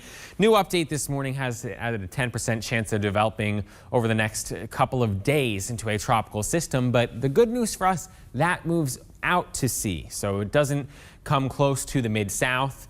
We'll be watching this frontal boundary associated with the low to our north and our west. That stays in place the next couple of days. But eventually we start to see that push towards our region next week. That can uptick the humidity and some cloud cover across the region. But as we head out and about for your day today, those temperatures are already getting close to that 80-degree mark. After 9 a.m., we are going to be in the 80s across the Mid-South. We'll be in the 90s this afternoon, and we'll see the chance for one, maybe two, pop-up showers on our radar as we head into the afternoon time frame. Now, vast majority of us stay dry, so it's not very likely you see that rain where you are, but somewhere within the region, it's a fair shot of seeing a brief shower that moves through, but it's not going to be enough to cancel any outdoor plans. It's something maybe just take some cover for 5, 10, maybe 15 minutes as it unleashes a quick downpour. Then you're good after that. And those temperatures, after reaching the 90s, cool off into the 80s around sunset. But we're going to be on the muggy side, as typical for August. I mean, nothing out of the ordinary. It's next week where we get a little steamy, folks, in the middle part of the week. Now, you may be looking at that and then starting to get a little worried, saying, uh-oh, it was so hot 2 weeks ago, so hot a week ago, I don't want to go through that again. Well, you will not have to go through that again, because we're actually going to introduce a little bit more cloud cover and introduce, maybe a little bit of a breeze as we head into the middle part of next week. So that's why the feel-like temperatures aren't expected to exceed 105 degrees the next 7 days and not get into heat alert territory. So it's a far cry from that extreme heat we saw just 2 weeks ago. High temperatures getting up into the mid-90s each afternoon. And remember, these feel like temperatures only if you're in the direct sunlight. Is that where you can feel like the triple digits. So if you're in the shade, you already bumped those numbers down a little bit. And Saturday, I think Saturday is going to be the winner in this forecast, especially for the FedEx St. Jude Championship. You know, we have a little bit more of an easterly component in the wind rather than a southerly component. So the humidity can downtick slightly. It's still going to be hot and humid, but it'll be a nice day to get outdoors for our Saturday. Highs today, mid-90s we're talking about, and that comes along with partly cloudy skies, feeling like the triple digits in the periods of sunshine out there where we don't get any shower activity. And over the next 10 days, we see that beautiful weekend, very low rain chances out there. Highs in the mid-90s, overnight lows in the mid-70s, and there's that cloud cover coming into play. It's not going to be overcast, but Tuesday, Wednesday, probably more clouds than sunshine during a good part of the day with those rain chances in the isolated to scattered territory.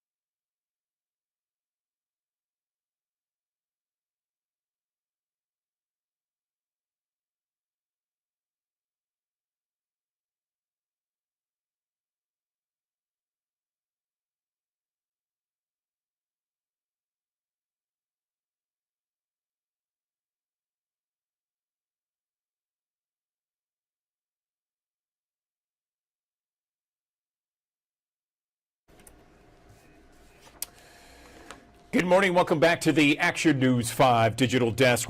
Government reports state that there are hundreds of thousands of people in our country who are being human trafficked right now. This is happening in plain sight. And on the Action News 5 Digital Desk, I want to talk with someone that can help us kind of recognize those signs. I am joined on the Action News 5 Digital Desk by Brandy Bynum. She works at the Center for Countering Human Trafficking.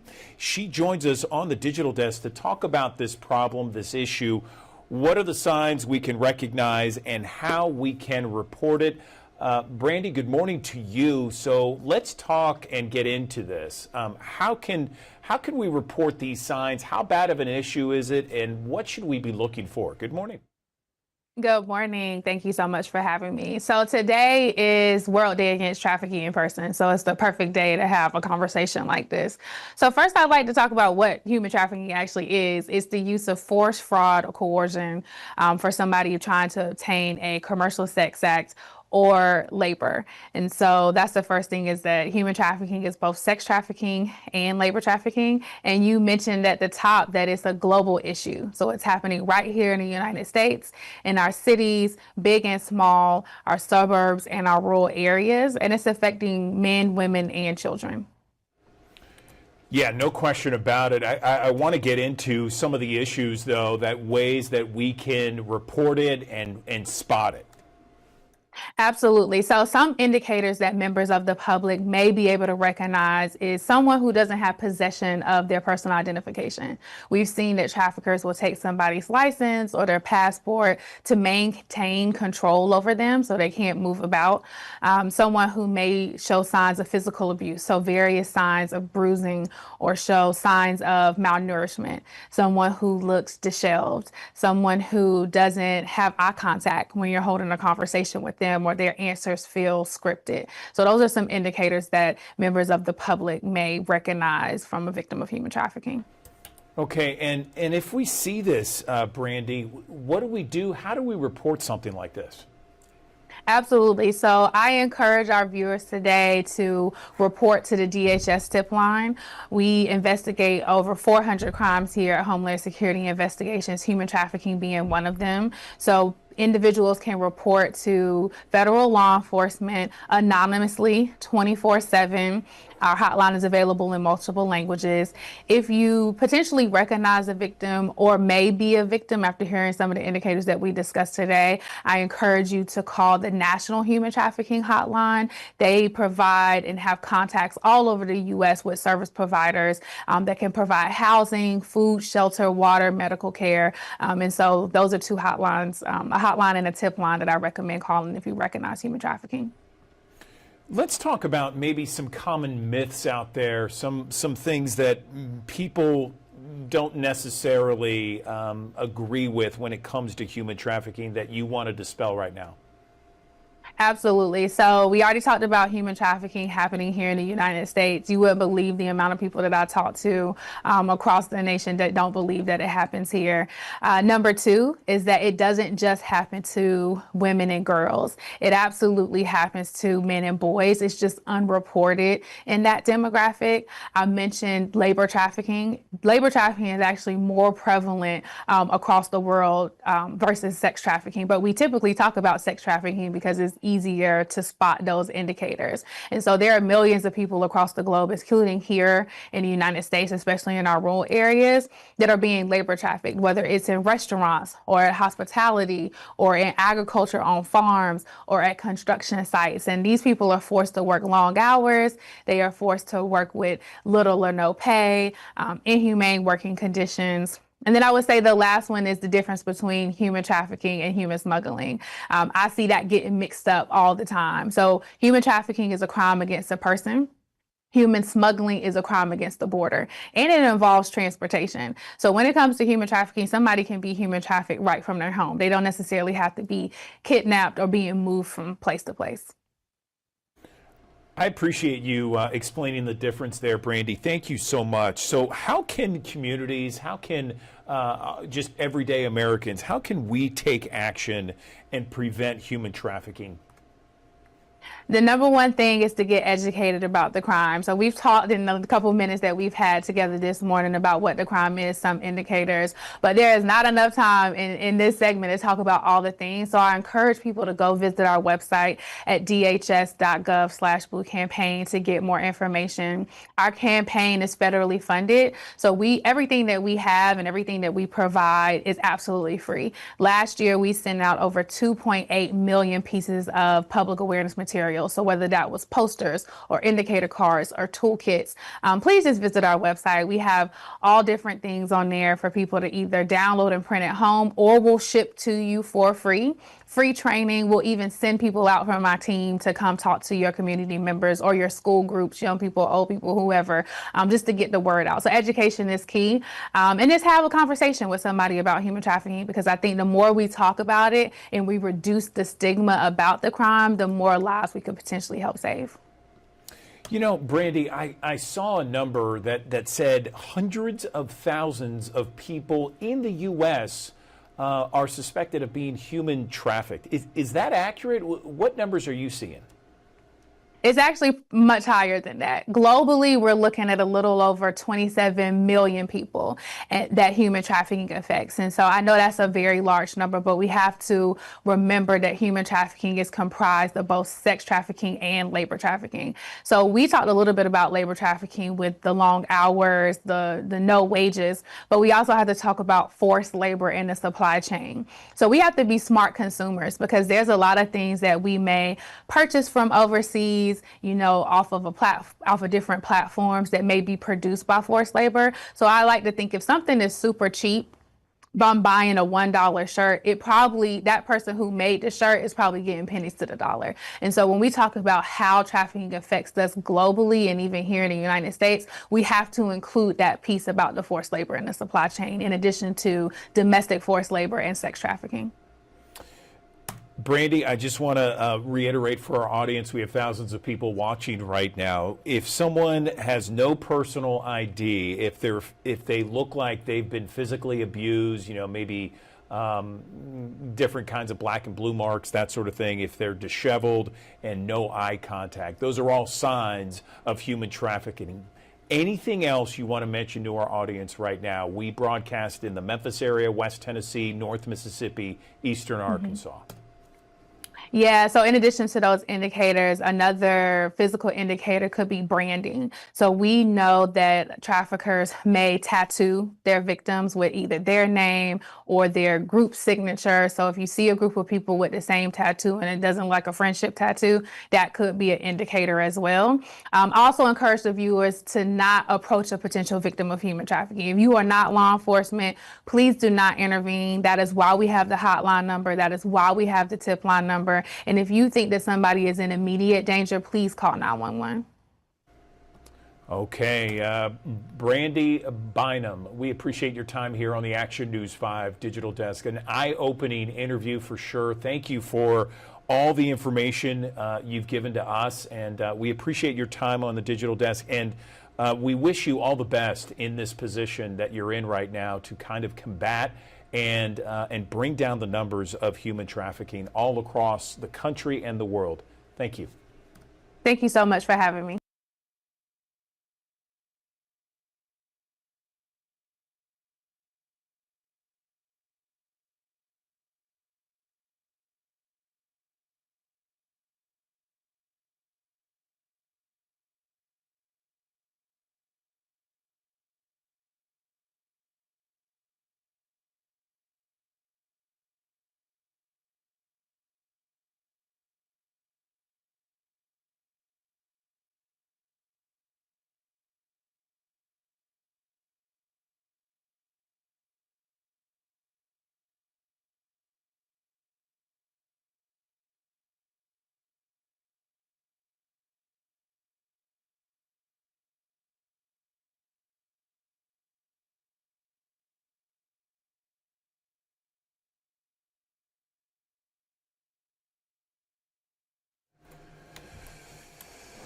Good morning. Welcome back to the Action News 5 Digital Desk. You know, the Memphis Botanic Garden has events all year long. I mean, every time of the year, there's different events for children, there's different events for adults, in addition to just being an amazing place with 96 acres of beauty right in the city. I'm joined on the Action News 5 Digital Desk by Natalie Brashear. She is inside Memphis Botanic Garden right now to tell us more about My Backyard and this back to school bash. Good morning, Natalie. How are you? Yes.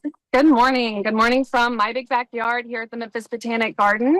Yes, I wanted to share an event that we have coming up August 16th, which is a Saturday from 10 to 2 p.m. It's one of our Friends of My Big Backyard tabling and partnership events. And it's an informal community event at the Children's Garden here at Memphis Botanic, where we invite a lot of our community partners and like-minded organizations to come set up in the Children's Garden and share their fall back to school and educational programming with our visitor base.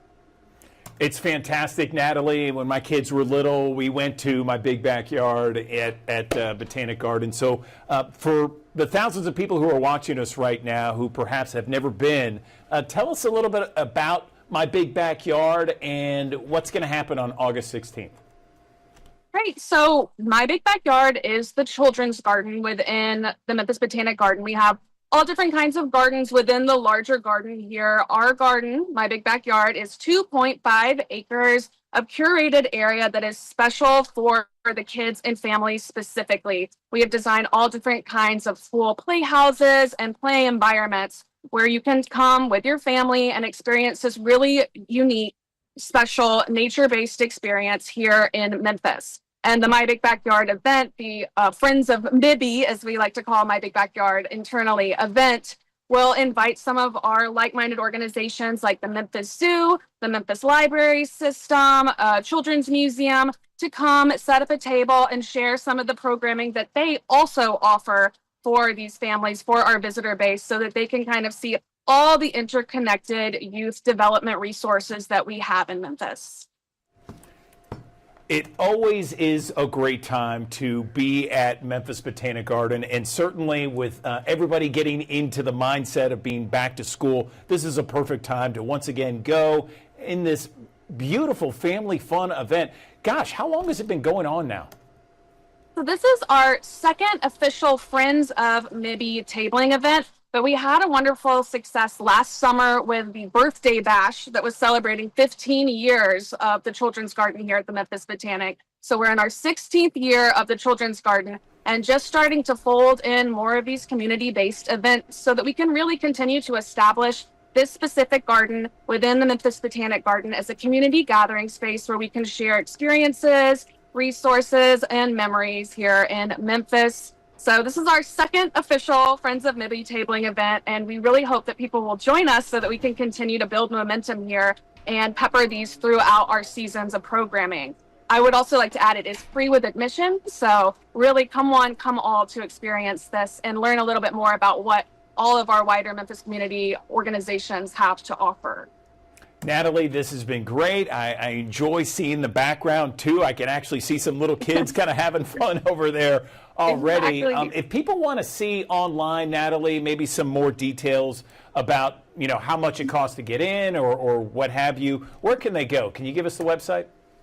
Yes, so membg.org, the Memphis Botanic Garden website, outlines our admission policy as well as upcoming events. We have so much going on, as you said earlier, so checking out the events calendar there, reading up on what's to come and how, yes, admissions work and all the various options we have going on here. That would be the membg.org, Memphis Botanic Garden website, as well as our Instagram, membg.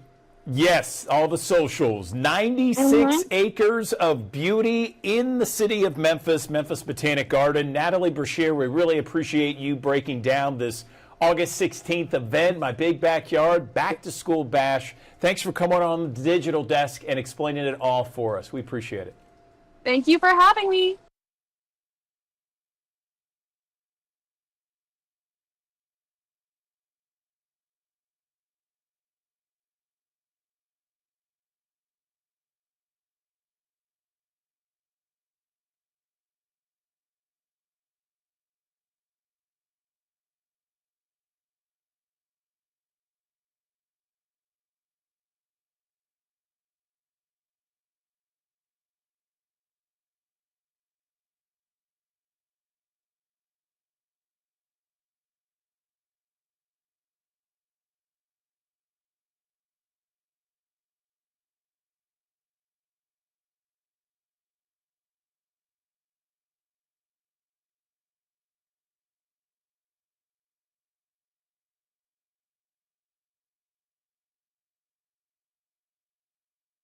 Well, good Friday morning. I'm First Alert meteorologist Riley Winch, and we have some good news for this weekend's forecast. As long as you can stand the heat a little bit, we'll get through it just fine, because the surface map just goes to show us this frontal system, and this low, I should say, off to our east, that is going to be moving out to sea. New update this morning has added a 10% chance of developing over the next couple of days into a tropical system. But the good news for us, that moves out to sea, so it doesn't come close to the mid-south. We'll be watching this frontal boundary associated with the low to our north and our west. That stays in place the next couple of days, but eventually we start to see that push towards our region next week. That can uptick the humidity and some cloud cover across the region. But as we head out and about for your day today, those temperatures are already getting close to that 80-degree mark. After 9 a.m., we are going to be in the 80s across the Mid-South. We'll be in the 90s this afternoon, and we'll see the chance for 1, maybe 2 pop-up showers on our radar as we head into the afternoon time frame. Now, vast majority of us stay dry, so it's not very likely you see that rain where you are, but somewhere within the region, it's a fair shot of seeing a brief shower that moves through, but it's not going to be enough to cancel any outdoor plans. It's something maybe just take some cover for 5, 10, maybe 15 minutes as it unleashes a quick downpour. Then you're good after that.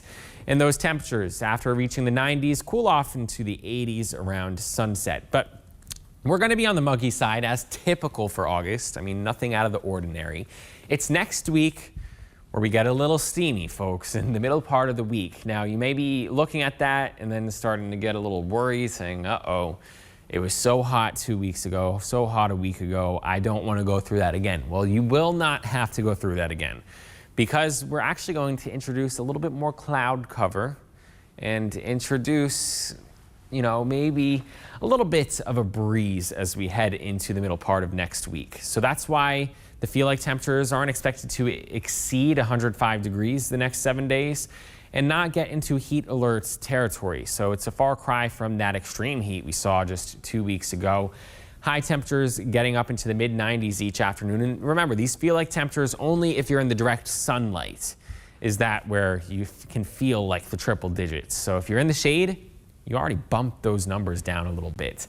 And Saturday, I think Saturday is going to be the winner in this forecast, especially for the FedEx St. Jude Championship.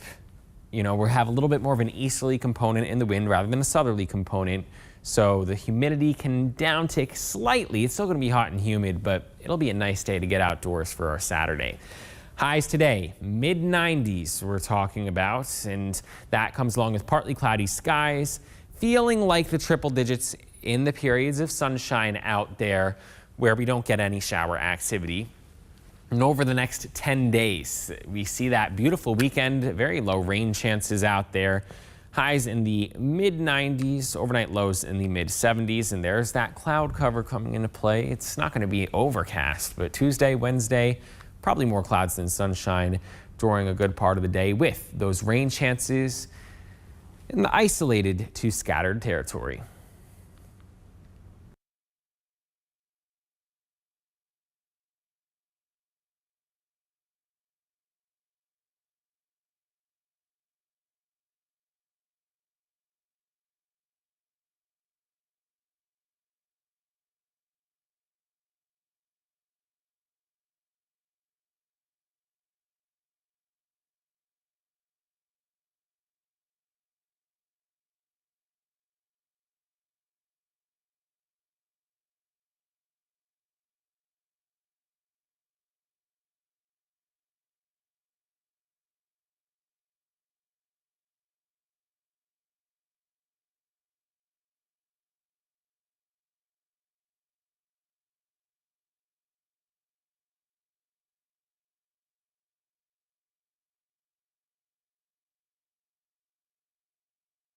To the Action News 5 digital desk. If you're new to Memphis, if you've been in Memphis several years, perhaps you're a lifelong Memphian. You're always looking for things to do, places to go, things to see, that sort of thing. The best resource for everybody, I was trying to think of the right word, but the best resource for everyone out there is I Love Memphis, in my opinion. I think it's a wonderful resource for anybody. Any time of the year you're looking for something to do, perhaps you got people coming into town, or you just want to get out with your girlfriends, or a guy's night, or whatever. We got Jalen Suchek joining us on the Action News 5 digital desk. She is always in the know when it comes to I Love Memphis and I Love Memphis blog. She runs it with some others out there. And how's that going, by the way? You've been doing this now for quite a bit. Everything going well, Jalen? Good morning. Yeah, it's great. And Andrew, I mean, I love your intros. You always give the best intro, so thank you for that. But yeah, everything's been great. I've been at the helm now about, almost 3 years. We've been really trying to build up a strong contributor team, so it's not just one voice, it's more of collective voices around the city to just tap into everything there is, because one person can obviously not do it all, because contrary to some belief, there is so much to do in the city, and I'm happy to be constantly busy. Okay, so I can't remember the publication, but someone outside of Memphis sent me something that said top 5 most boring cities was Memphis, Tennessee. And I'm like, what, are you on crack or something? What are you talking about? Yeah, you're living in a different world if you think that. I refute that exactly. vehemently. 100%. 100%. So anyway, enough about that. I'm off my soapbox. Let's talk. I know about... we could go on a whole rant on that. I know I'm preaching to the choir. Jalen, let's talk about these happy hours that I understand are bigger and better than ever these days, right? Oh yeah, I mean, in restaurants, we know it's hard, so they have to be a little more competitive. So we always have a happy hours guide to deals. Blog. We just recently updated it because, like the Memphis weather, happy hour deals change quickly. So I say this all with preface that, call ahead if you want to confirm it, or look on their socials just to make sure that it's still accurate. Because again, it can change. They might have new offerings or different days, different hours. This is why we have to routinely update this guide. But I had to ask you, Andrew, do you have a favorite happy hour around the city? I wish I did. I think I might need to. Give me some We'll find pointers. you one by the end of this. Okay, awesome. Thank you. Yeah, so I guess I can just hop in. So our guide has about 15 spots. And I mean, of course, that is not speaking to every great happy hour in the city. We really tried to boil it down to places that have good daily happy hour offerings. 'Cause, some places maybe it's just a Monday night or a Thursday night. So that's how we kind of organized it. We are always open to more feedback and adding more places. So if you have a good spot, please let us know. We love to take people's recommendations and infuse them into the guide. So I picked 3 of my favorites from the guide, different little spots in town. The first is Bell Tavern. And Andrew, I'm not sure if you've heard of Bell Tavern. Some people, you bring it up and they're never heard of this place before. I haven't. Tell me more. I'm interested, though. Looks great. Yeah, and so I think a reason people don't know about it is because it's a hidden bourbon bar in an alleyway in downtown Memphis. So the Barbaro Alley, just around the corner from Aldo's, tucked in there between, like the Peabody and South Main. This is just a great spot in general.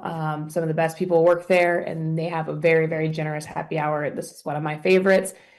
So you can get $4 domestic beers, $7 house cocktails, and $7 glasses of wine. Those house cocktails include like Manhattans, Old Fashions, French 75s, martinis.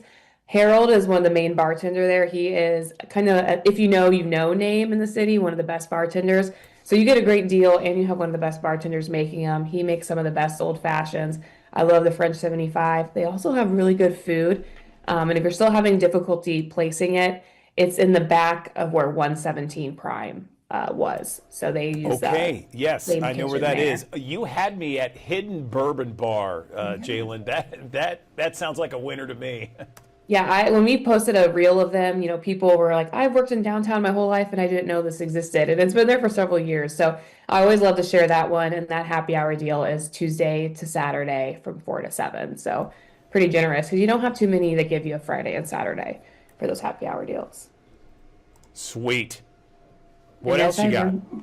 We are moving into Midtown now. This is one of my favorite bars in the city to go to for a cocktail outside of happy hour or with happy hour. The great news is they have a very, very good, nice, generous happy hour. I am amazed that they still continue having it. It's such a good deal. But this is Cameo in Midtown. It's on Union Avenue, right across from the Firehouse. They have, for their happy hour, half off classic cocktails, draft beer, and glasses of house and red wine, white wines too. And then they also do an $8 Cool Kids burger, which is so delicious. You have to order it. But this is, one of the best cocktail bars in the city. They have just numerous cocktail options. And normally when you're talking about quantity, you're kind of fearful about the quality. You get both at this bar. It's one of my favorites. And their sister bar, Mary's BOTE, also has a great happy hour. That's the Tiki Bar in Cooper Young. But you can get this happy hour Monday through Friday from 4 to 7. And on Monday, it's all night long. But love Cameo. It's a great place if you haven't checked it out yet. Oh my gosh, that sounds awesome. I love it. Okay, now you're bringing it this morning. I love this, and I know it's the morning, and I know people don't like generally drinking cocktails until the afternoon, but I'm feeling There's it. a I've been reason up they since start at 2 4. o'clock. Yes, and I've been up since 2 o'clock. Just saying. Oh, hey, I used to do those days too, and I got to give you props. It's hard being up that early, and your happy hour starts probably more about noon. Yeah, or before, but don't tell anybody. Anyway, go ahead. So my third favorite place, and I feel like this is the place where people are like, no, do not tell people about this. We don't want more people coming. It is Swamp Bar in Overton Square. This is one of my favorite spots in the city too, for food, drinks. Kelly English spot right next to Second Line. Their happy hour it's just like unbelievably cheap. They have $2 High Lifes, $3 Stellas, $4 House Highballs, $5 margaritas, which are really good, $5 Anandas, which is Wiseacres IPA, and $6 house wine. And they do that from Wednesday to Sunday from 5 to 7 p.m. So you have the whole weekend in there. And that's just the days they're open. So that's why it starts on Wednesday. So every day they're open 5 to 7. Really cool vibes, just one of the best spots. And I know I'm going to hear grumbles of, why'd you have to tell people about it? And you said on the I Love Memphis blog, you have like 15 listed, right? Yep, if you go to our ilovememphisblog.com right now on our homepage, it's one of our feature stories. You can click on it and you can go through all 15 spots, maybe recommend a spot of your own, and you can check out all those deals. I mean, I don't have to put teasers, like Laughlin's on there. They have a great happy hour, so I'm going to leave that as a little teaser to get people to go to it. Perfect. All right, Jalen Suchek, really appreciate every time you come on the I Love Memphis blog or come on the Digital Desk to talk about the blog.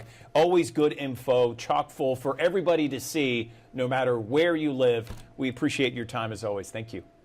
Thanks, Andrew, and I hope to see you at a happy hour soon. Oh, heck yeah. I definitely will, for sure. I mean, Hidden Bourbon Bar, the Swamp Bar, Cameo, I'm there. Thank you. All right. Thanks, Andrew. All right, take care, Jay.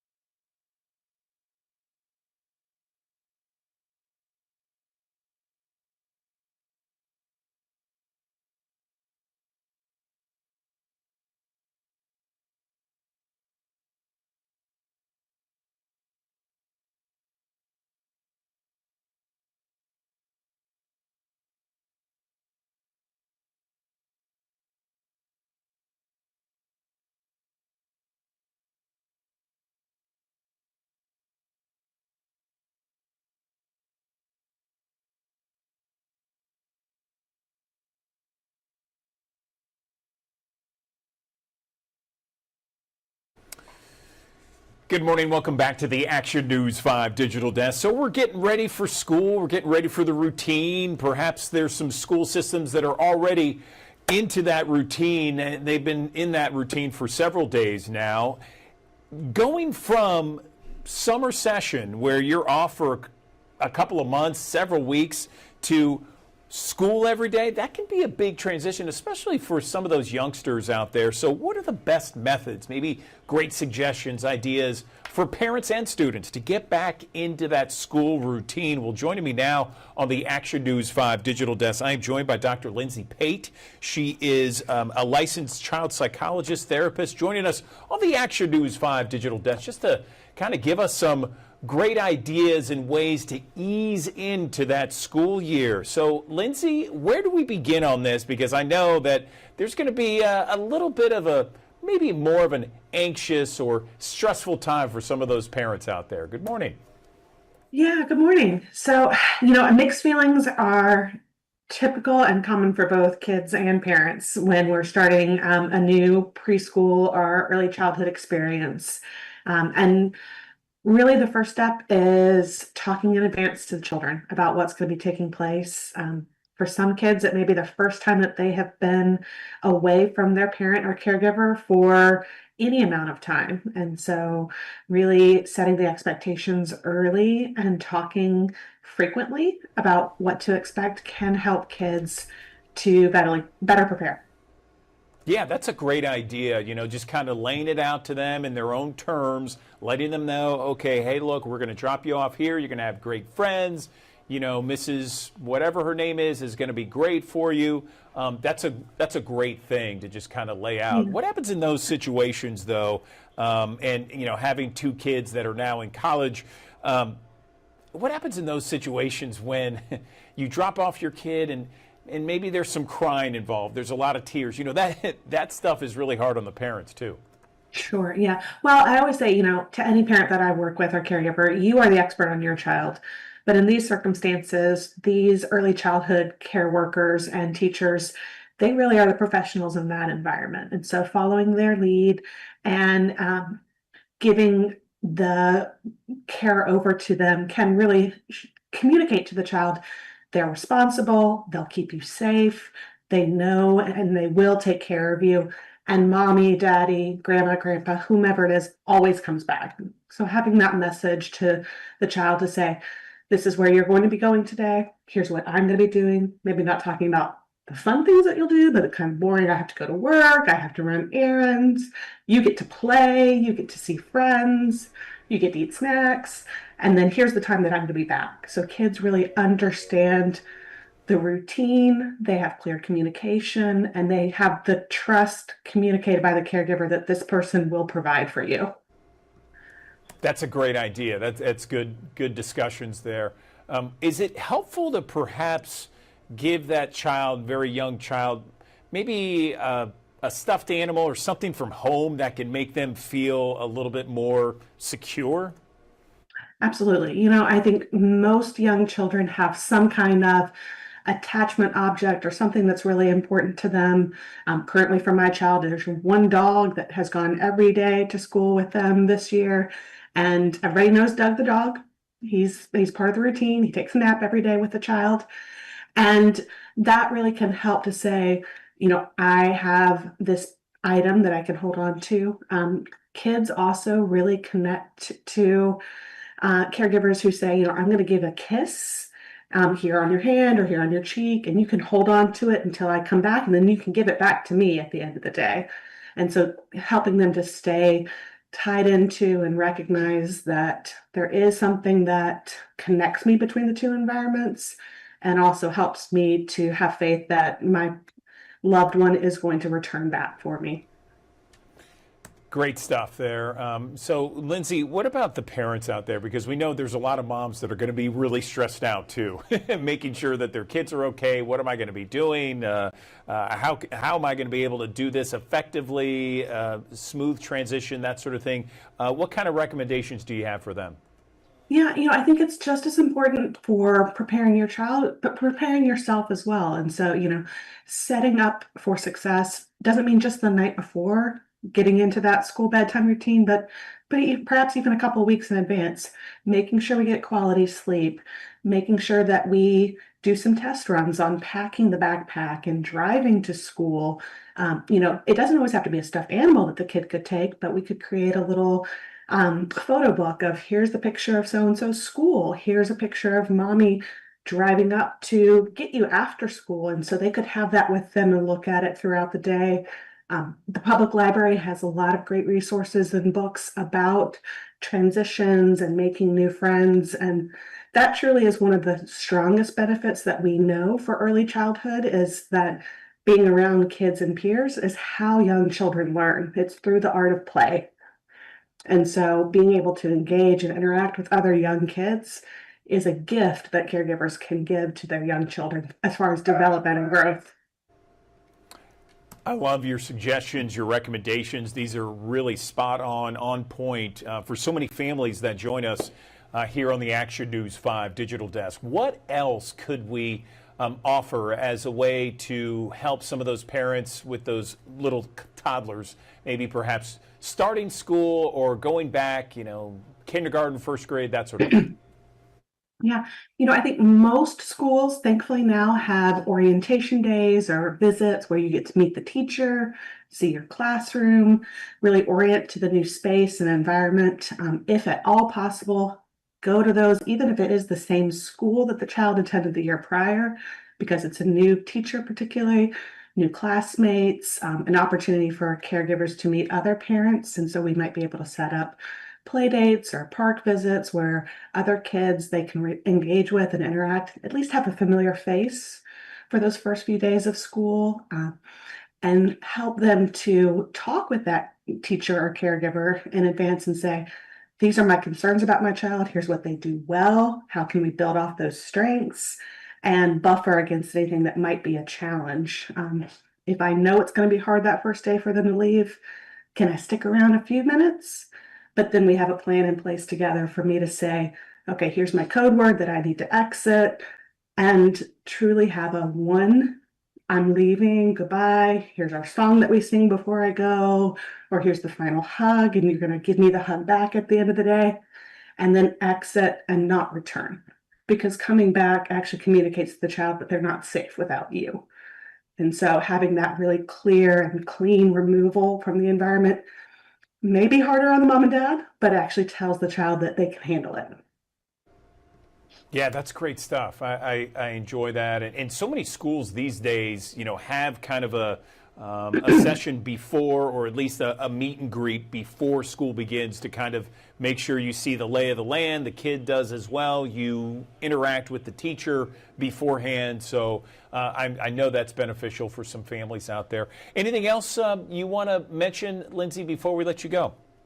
I think just, again, routine, communication, and consistency. It applies pretty much across the board at this age range for young children. It's predictable. It helps them feel safe. It helps them normalize their experiences. But especially in a school setting where things are new and different, it can actually help calm the worries and the fears that your child may be having. Wonderful. Okay, Dr. Lindsay Pate, licensed child psychologist and therapist, joining us on the Action News 5 digital desk. Thank you so much for these ideas, suggestions, and ways to kind of ease in to that new school routine for all.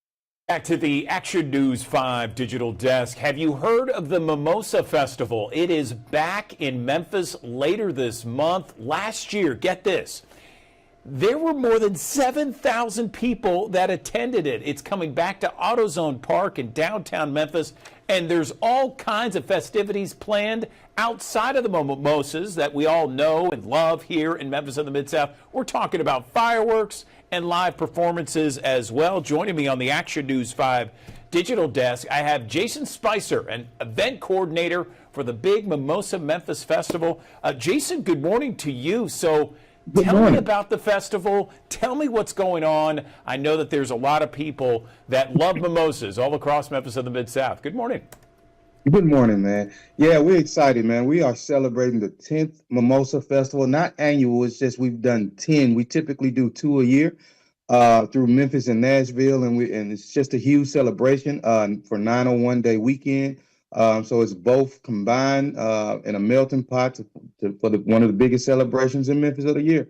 We're doing live performances. Like you said, there'll be fireworks shows and all kinds of different entertainment, man. We're really, really excited about it. So tell me about it. This sounds exciting. More than 7,000 people attended last year. This is at AutoZone Park. I've been to festivals at AutoZone Park, and generally people go around the concessions and check things out. So take me through it. So if people were to arrive, this is August 31st at AutoZone Park. Just take me through what people can expect. Okay. This is the very first time we're doing a Sunset Mimosa Festival. Because of the fireworks show we want to do in celebration of 901 Day in the night, pretty much at 8:45 p.m. So you walk through the gates, you have a wide variety of mimosa stations. You are welcome to go about and try different mimosas. All ticket holders are able to do so.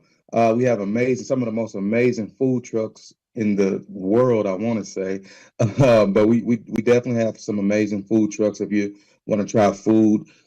We have VIP sections, we have general seating, we have grass where you can come sit out on the lawn, all different types of music.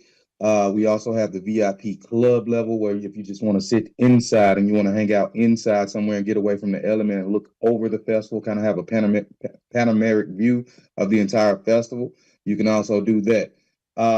Also, just 5 dancers, all kind of live entertainment. Just really, really, a really, really entertaining evening.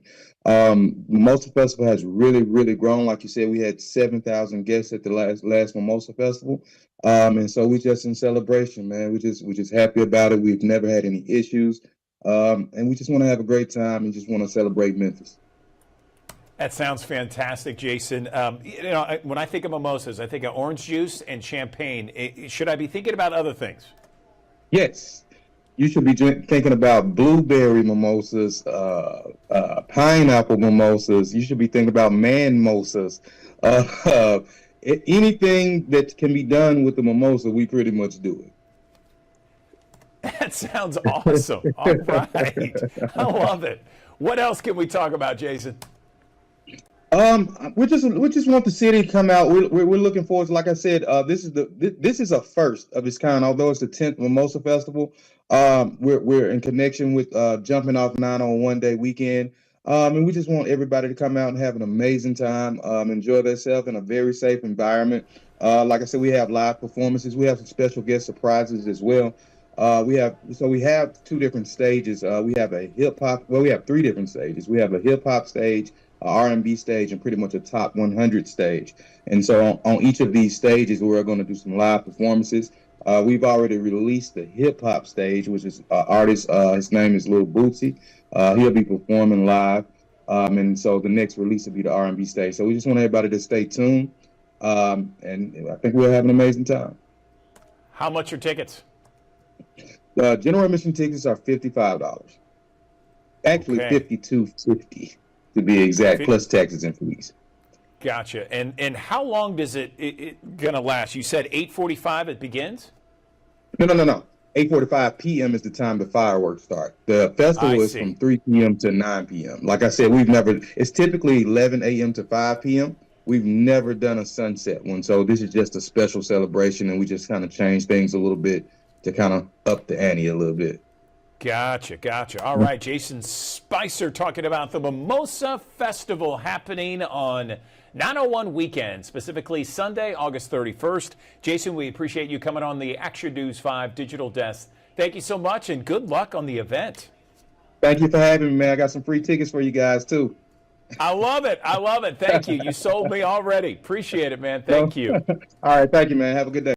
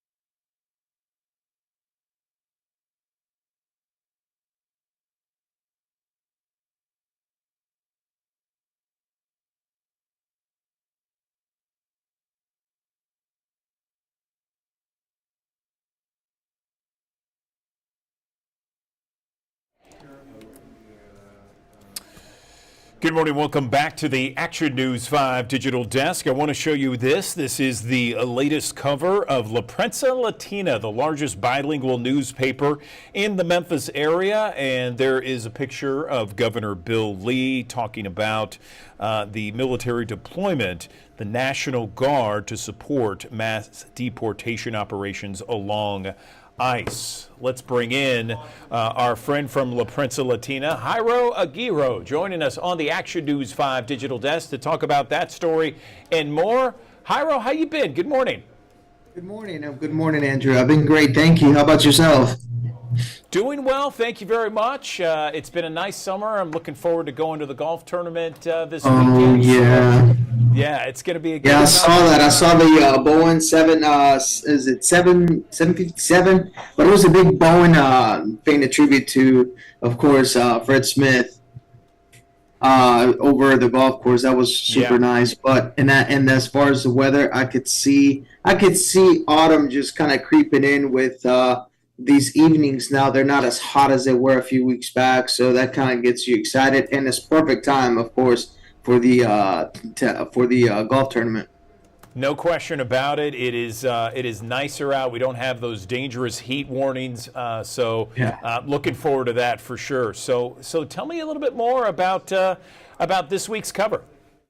Yeah, so as you know, we've been covering a lot of immigration, different policy changes, and what's on the news right now, of course, is the Tennessee Governor's Billy recent decision to deploy the state's National Guard. So this is more so on. Has alarmed a lot of immigrants, but this is more on the assisting ICE with data entry, paperwork processing. So more on the administrative side and logistical support. Although, you know, there's a lot of organizations and churches are still kind of wary about that, and there's just a lot of talk and a lot of fear that has been going on because it's not. I mean, of course, you know, it's not as common to have military deployment to help with immigration. So, just, you know, we're just keeping an eye on that and letting our community know what's happening. So we just, and of course, we're always on updating them on our social media with that. Yes, absolutely. La Prensa Latina and LaPrensaLatina.com. Certainly, I know you guys are active on that. I want to also let people know about this other cover story, or this other main story of this week's La Prensa Latina, The Alchemy of the Analog Image. And it talks a little bit about a Venezuelan that's here in Memphis. Tell me more. Yeah, so Armando Salas, who is a Venezuelan who was born in actually in Barquisimeto, which is about 225 miles from Caracas. But he went through this whole photographer and went through this whole issue with digital cameras and lost, of course, like anybody probably has experience where you're taking digital photography, you probably, or doing things online or on the cloud, and he lost his photography. And so that prompted him to make a change in the way that he was taking pictures, the artistic, and then brought the artistic style on analog photography. As we know, Andrew, and I don't know if the kids nowadays know that photography used to be on these digital rolls. I mean, on these rolls that you had to go and buy and you had to take out, put in the camera. But that's the analog way. Oh, yeah. Old school, baby. Yeah. And so he took this approach and actually ended up doing photography. And we actually I was talking to Miguel and extending our invitation to have him at our Hispanic Heritage Month to have these exhibits of his photography, of course. It's very, as you can see on the cover, it's very unique, and for those, and it brings another style of photography, of course. And so we want to invite him to our Hispanic Heritage Month Festival, which is going to be September 14th at Beale Street Landing. And that's where we'll have not just him, but other artists collaborate and have those art exhibitions on there as well. That sounds fantastic. Great idea, Jairo. I mean, to have someone like that and all that photography on display. I'm curious. I'd love to see more, too. Again, that article on the pages of La Prensa Latina and LaPrensaLatina.com. Final one. We always like to get sports in there. I love that, Jairo, being a sports guy myself. And this one is all over the place these days. Everywhere I go, I see more about Jen Powell making history as the first woman umpire in an MLB game. Yeah, Jen Powell, of course, from New Jersey. She followed along and dedicated paths to this milestone for sure. So she was a former college softball player and member of the U.S. Women's National Baseball Team in 2001. But she'll be actually the first woman umpire in Major League Baseball on a regular season game. So this is going to be actually in Atlanta with the Miami Marlins and the Atlanta Brave game. So this is just another example of not just of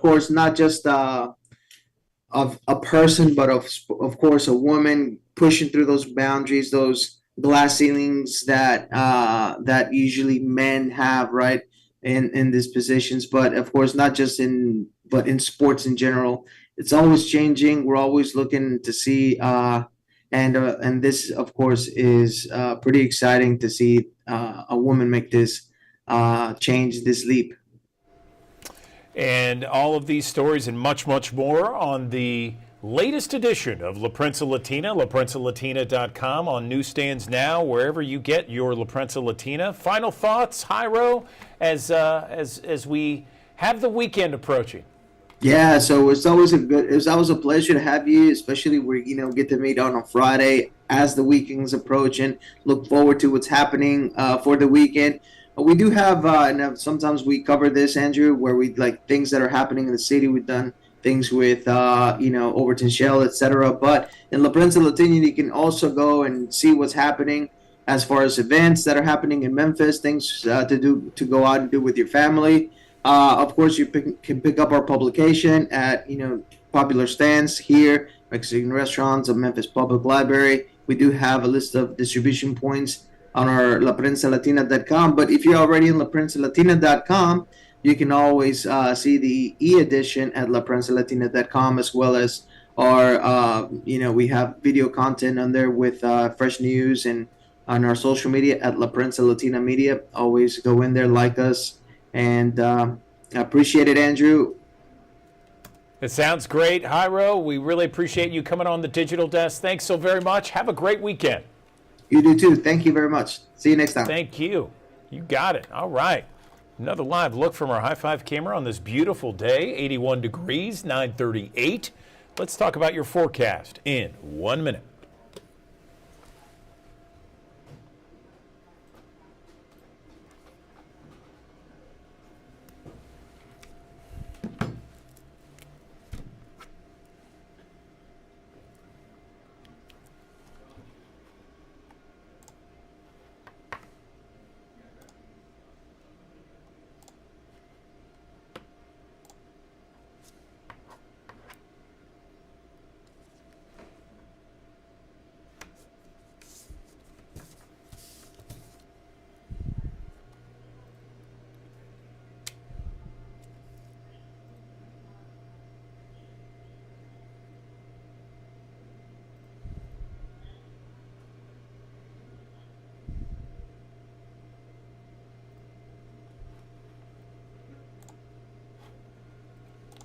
Well, good Friday morning. I'm First Alert meteorologist Riley Winch, and we have some good news for this weekend's forecast. As long as you can stand the heat a little bit, we'll get through it just fine, because the surface map just goes to show us this frontal system, and this low, I should say, off to our east. That is going to be moving out to sea. New update this morning has added a 10% chance of developing over the next couple of days into a tropical system. But the good news for us, that moves out to sea, so it doesn't come close to the mid-south. We'll be watching this frontal boundary associated with the low to our north and our west. That stays in place the next couple of days, but eventually we start to see that push towards our region next week. That can uptick the humidity and some cloud cover across the region. But as we head out and about for your day today, those temperatures are already getting close to that 80-degree mark. After 9 a.m., we are going to be in the 80s across the Mid-South. We'll be in the 90s this afternoon, and we'll see the chance for 1, maybe 2 pop-up showers on our radar as we head into the afternoon time frame. Now, vast majority of us stay dry, so it's not very likely you see that rain where you are, but somewhere within the region, it's a fair shot of seeing a brief shower that moves through, but it's not going to be enough to cancel any outdoor plans. It's something maybe just take some cover for 5, 10, maybe 15 minutes as it unleashes a quick downpour. Then you're good after that. And those temperatures, after reaching the 90s, cool off into the 80s around sunset. But we're going to be on the muggy side, as typical for August. I mean, nothing out of the ordinary. It's next week where we get a little steamy, folks, in the middle part of the week. Now, you may be looking at that and then starting to get a little worried, saying, uh-oh, it was so hot 2 weeks ago, so hot a week ago, I don't want to go through that again. Well, you will not have to go through that again, because we're actually going to introduce a little bit more cloud cover and introduce maybe a little bit of a breeze as we head into the middle part of next week. So that's why the feel-like temperatures aren't expected to exceed 105 degrees the next 7 days and not get into heat alerts territory. So it's a far cry from that extreme heat we saw just 2 weeks ago. High temperatures getting up into the mid-90s each afternoon. And remember, these feel-like temperatures only if you're in the direct sunlight is that where you can feel like the triple digits. So if you're in the shade, you already bumped those numbers down a little bit.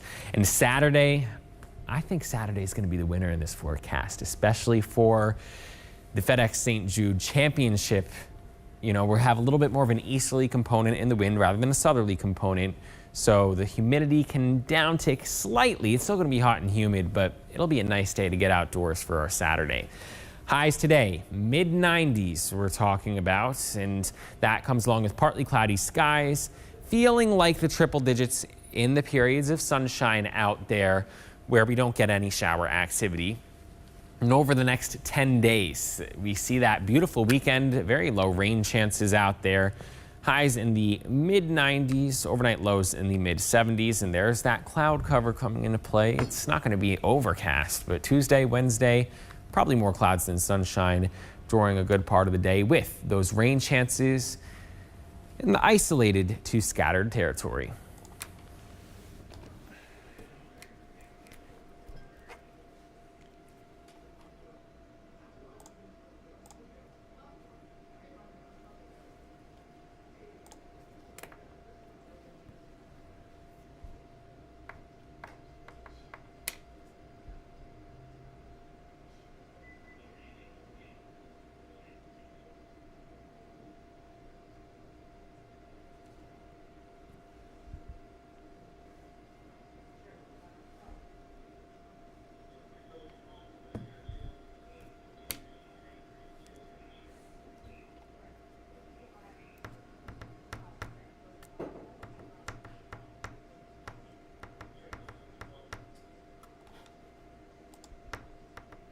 What was the ownership group that we bought?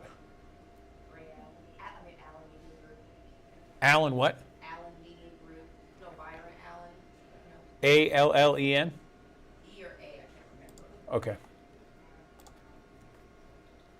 Welcome back to the Action News 5 Digital Desk. Well, my next guest is someone we haven't seen in a while on the Digital Desk, but I happen to see her in real life, and that's always a joy for me. Joining us right now, the food reporter for the Daily Memphian, Ellen Chamberlain, joining us on the Action News 5 Digital Desk. I saw Ellen at the opening of Mave in Collierville. Mave, owned by the same people with Bog and Barley and Celtic Crossing. How did you enjoy it out there? I loved it. What about you? Good morning. First of all, I loved running into you. That was probably the highlight of the night. But of course, we love supporting DJ Naylor and all of his restaurant endeavors and everything he pours into Shelby County. I'm still sending people down to try the food at Mave. I don't know if you got into any of his vegetarian things that he has on that menu there, but it's really, really good. Yeah, no, I've been there since, and it's been great. It's packed. It's well attended, and I love it. Yeah, and always great to hear from you. We should have taken a picture together. I would have shared it. But I said the same thing. Like, what were we thinking? Although I did. So people should know that when I ran into Andrew, I definitely looked like a food lady. I'm still alive. I think I might have had like 2 plates of food on one arm and another plate on another. Good old server training still activated. You know what? That's okay, because we were all having fun, and there was food was flowing. It was drinks were as well, and so always a festive time. Oh, certainly. Yeah. If you really think about it, Ellen, it's almost like a microcosm of the Memphis Mid-South restaurant community, because it was just like we're all having fun, everybody's talking, just busy all around. So what's going on this week that you got going? I know you have a number of different topics. I do. But before I go into those, I love that you were just talking to Joe, talking about, the restaurant community and even the journalism community. I just spoke to Joe yesterday. So we'll be talking and publishing later today about the Byron Allen at the golf tournament, because he's right. If you don't understand the game and you think it's not for you, if you like food, that's also a nice place to spend some time. Have you gone before and been able to indulge in all the food options? Oh yeah, I mean it's one of those things where you don't even have to be a golf fan. You can be the most casual golf fan. It's just such an event. It's a Memphis event, and I'm here for it every time that there's a Memphis event going on. And when I went there, when they changed from just the FedEx St. Jude Classic to the FedEx St. Jude Championship, they upped their game on everything, and food was certainly a part of that. And it's been so enjoyable to see. But there's probably some of the people, we have thousands that watch us, as you know, each and every morning. Maybe some of them haven't been yet. So we're all looking forward to that article in the Daily Memphian, Ellen. Absolutely, and look out for local folks down there at the Classic. I think it's really cool that the official partner is Coca-Cola, because it's just like, a big deal to see a huge major partner like that wanting to come into the city. But then, we are also giving the city back to all of these visitors and, to us who love it so much. So, barbecue will be represented by the Commissary and the Rendezvous, and Smackers just got added as a food vendor this year. And, they've now got restaurants all over the country, not just here. And there is a really exclusive and luxurious dining experience for the Freight 59 guests that folks should probably take a look at it if they are really interested in getting close to players and having some good food and drink while they're there.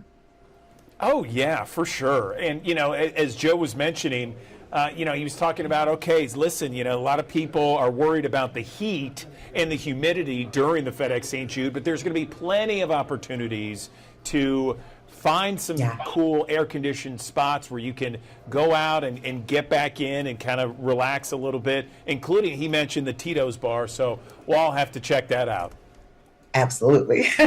But in other food news, this week at the Daily Memphian, I don't know, I guess I'm still maybe have like residual curiosities from the beautiful things that happened at Memphis in May.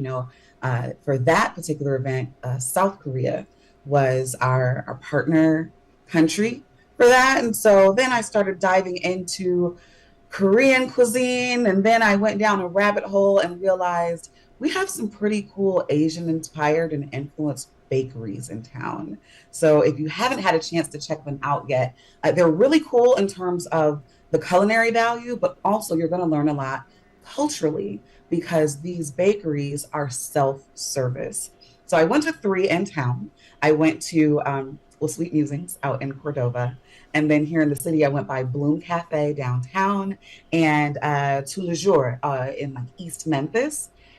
Basically, same setup in each one. As soon as you step inside, look for the area that has trays and tongs. Select yourself a tray, select your own tongs. Those will be your tongs until you check out. And you just kind of wind your way through the bakery cases and select the things that you want with your tongs, please, of course. And then once you get to the cashier, they'll just total up everything that you've gotten, be it pastry or if it's sweet or savory. And you can either then take your tray to your table and enjoy it right there, or they'll box it up for you so you can take it home. But I really encourage Memphians to check out these flavors. They're so delicate. They're so different from what happens at a traditional bakery, a traditional American bakery. Bakeries for us are special. They're for special occasions. They are filled with lots and lots of wonderful sugar that we've taught ourselves to love here in America. But Asian bakeries are designed more so for like everyday venturing, and sampling. The portion sizes are going to be a little bit smaller. The sweetness level is knocked way down, but that doesn't compromise the flavor. And then you can taste a little bit of different places around the globe, the Taiwanese influence out in Cordova versus the Vietnamese influence in East Memphis. But I highly encourage everyone, if you can, check out one of these local Asian influenced bakeries.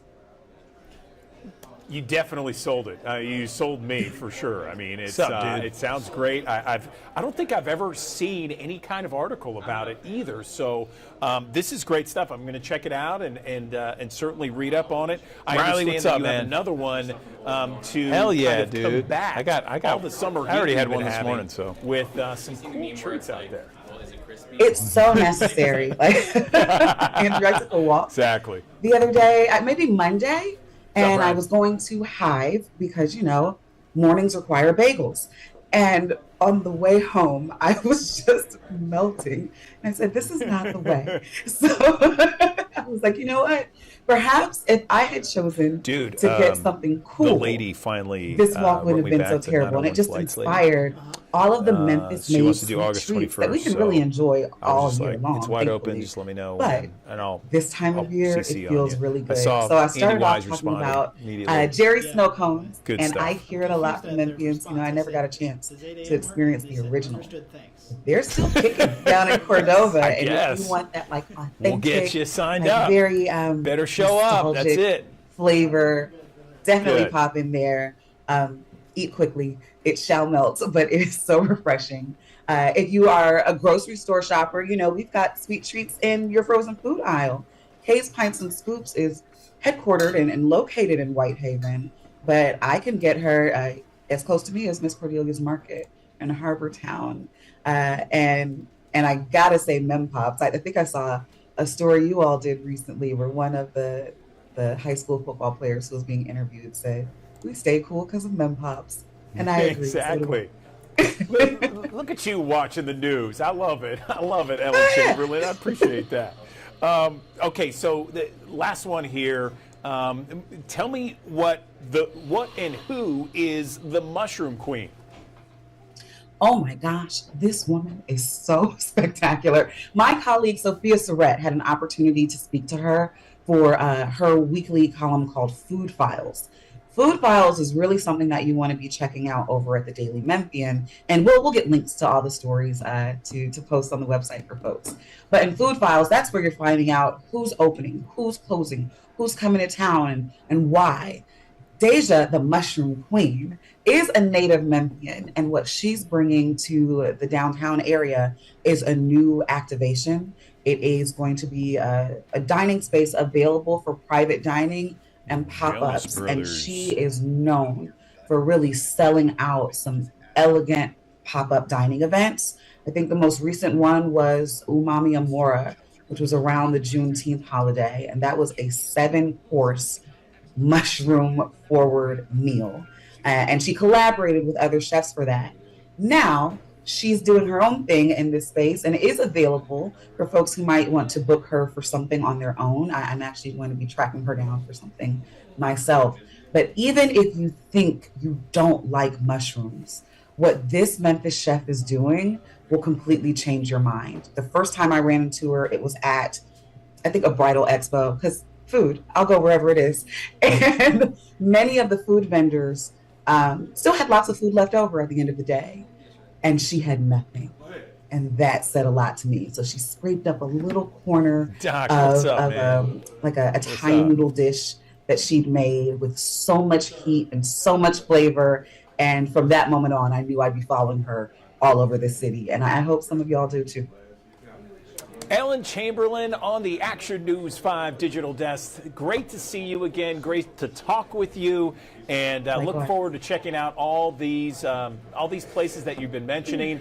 And real quick, before we let you go, tell us where people can read some of your articles. Oh, yeah, absolutely. Check us out at dailymemphian.com. There's also an app if that's a little bit easier for you. Get your push notifications. And please, by all means, subscribe to Table Talk, my weekly column and newsletter. Awesome. Ellen, thank you so much. We appreciate it.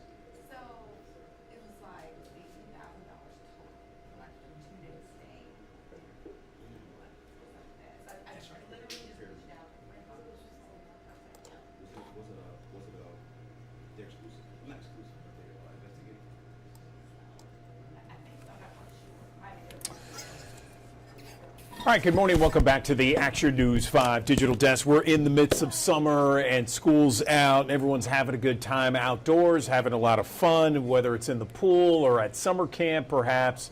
Everyone's having a great time staying active, and certainly you want to make sure that your kids are not only having a great time and staying active, but also being nutritious and healthy when you can. Certainly. Let's bring in someone that can help us navigate the nutritious landscape. I'm joined now on the Action News 5 Digital Desk by Dawn Jackson Blattner. She is someone who is a registered dietitian and a nutritionist, joining us on the Digital Desk to maybe come up with some creative ideas, tips, suggestions to make our summer healthier. Dawn, good morning to you. Tell us, where do we begin? Oh my goodness. Well, the first stop is, listen, people are forgetting to fuel their fun out there. They're going to pickleball, they're bike riding, they're jump roping, and they're forgetting that all of that is sports. And you need the right sports nutrition to fuel all of that fun activity. Let's hear it. Okay, well, so if you think about it, there's probably 4 things that I like to incorporate in my fitnessy snacks. It's carbs for energy, protein for your muscles, electrolytes because you lose those in sweat, and hydration. So I'm always thinking about those 4 things with my snack. And I'll tell you, I have one favorite fitness food, and that is Natural Delights Medjool dates. And dates, here's why I love them. They are naturally energizing, and there's no added sugar. There's fiber, so it's this long, like natural energy that you feel. And then they're packed with potassium. So potassium is this electrolyte that is great for your muscles. It's great for hydration, and dates taste like caramel. So they are delicious in all of these snacks. So I have 3 snack ideas for you, okay? The first one is before you work out. It's something light but energizing. This is almond butter crunch dates. You take a date, put some almond butter in there, and a pretzel on top. The dates are naturally energizing. The almond butter gives you a pop of protein, and the pretzel gives you salt or sodium that you lose in your sweat. So 2 or 3 of these before you go do something active, awesome, so energizing. And then afterwards, your body needs sort of different nutrition there. It needs something like a caramel apple cottage cheese bowl. Cottage cheese packed with protein. And then I chop up the date, which tastes like caramel, put apple in there, a little granola butter. And this is replenishing and repairing a body that's just been super active. So I love that. Before, after, and now anytime you need a little boost, this is a date milk iced latte. So I take dates blended with my favorite milk, and then I put that with iced coffee. And I drink this like this, naturally sweet, naturally energizing. And you can put this latte into popsicle molds and have a real refreshing treat anytime.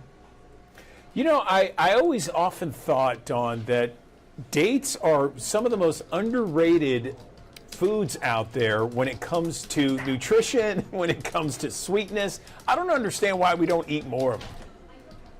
Well, I am so glad that we are here talking about it today, because they honestly really are such an important food. That's why I have them in all of my snacks, because you think about it, you want that energy, and so you can do it before a workout, but you also, after a workout, need to replenish all the energy that you put out there, and so they're great for afterwards as well. So I love the versatility.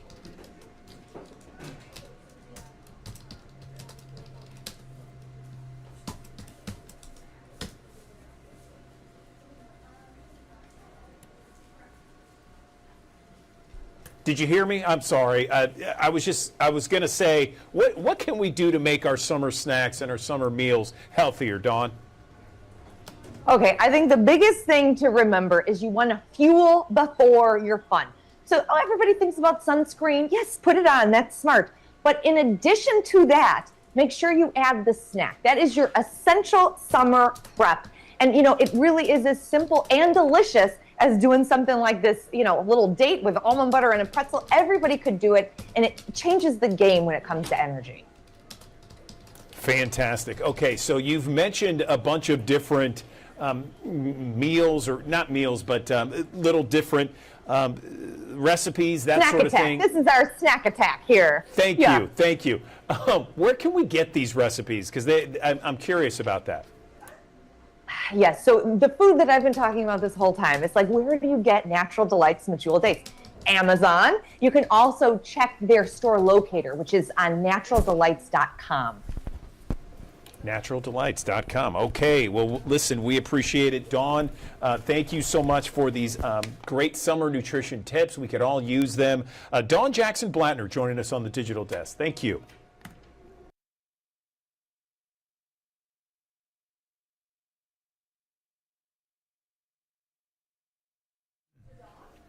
Sonny, good morning. It's Andrew Douglas. Are you with me?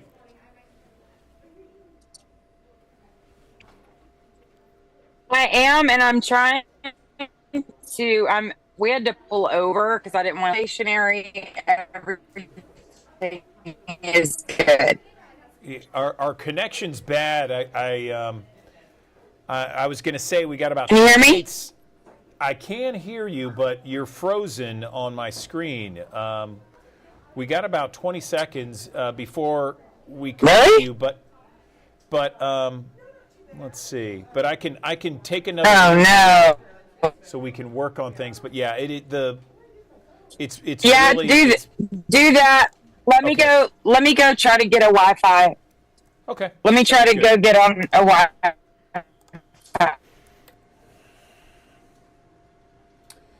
Good morning, everyone. Welcome back to the Action News 5 Digital Desk. This month marks the 35th anniversary of the passage of the Americans with Disabilities Act. It really was a defining moment to end discrimination against individuals with disabilities. But 35 years later, barriers still exist. I am joined now on the Action News 5 Digital Desk by the CEO of the Paralyzed Veterans of America, Carl Blake, joining me now to talk about some of these barriers that still exist and what the organization is doing to remove those barriers and how the public can help.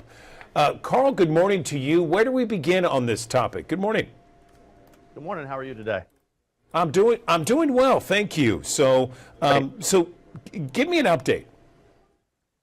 Yeah. So first, let me tell you about PVA. We've been around for about 80 years, and accessibility has been a core tenet of our mission since our founding.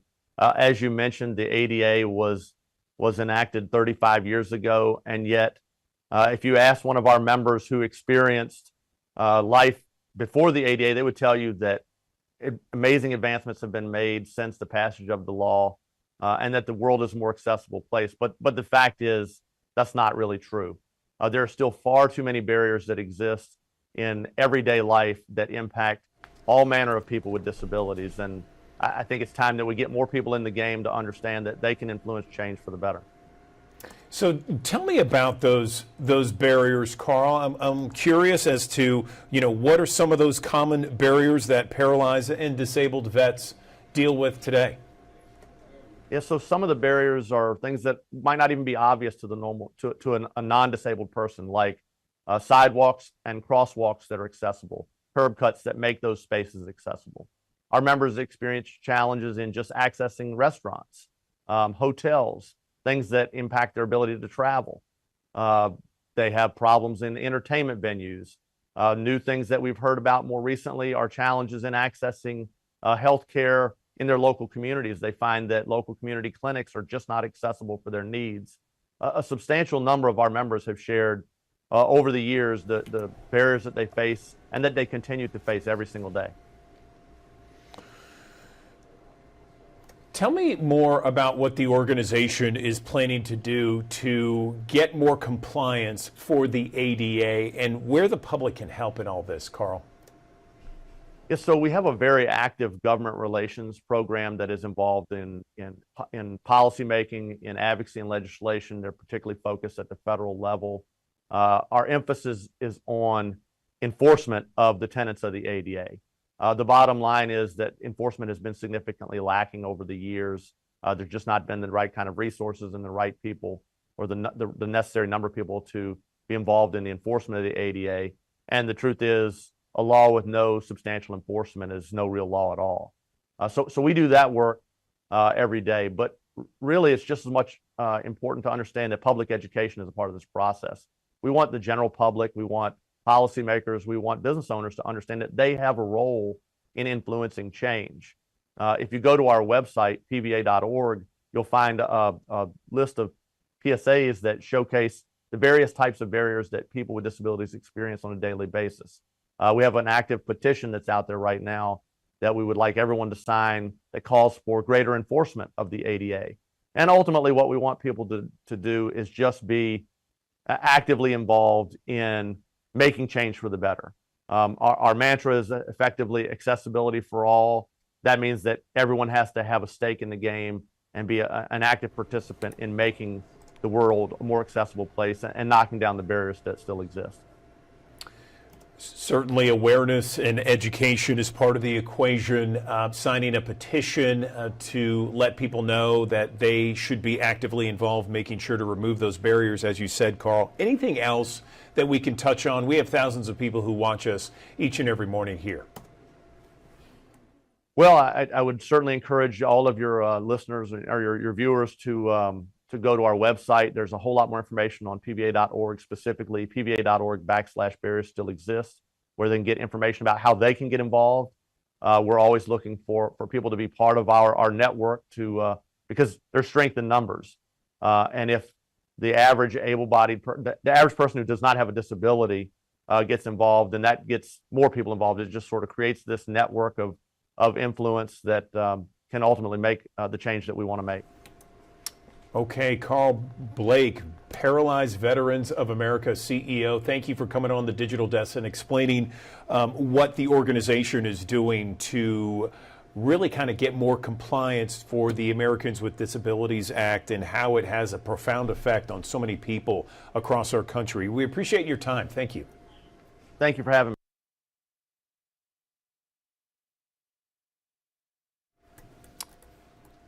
Sonny, it's Andrew Douglas again. Good morning. Oh my God, I'm so embarrassed. I'm sorry. We are literally like traveling right now, and I pulled over. I'm in some random hotel in their Wi-Fi, so whatever. Okay, it's totally good. All good. All good. If you can, as long as the camera can be as still as possible, you look great. It will You're be. centered. You're ready to go. We got 30 seconds, and I'll talk to you in a second. Okay. Okay, great.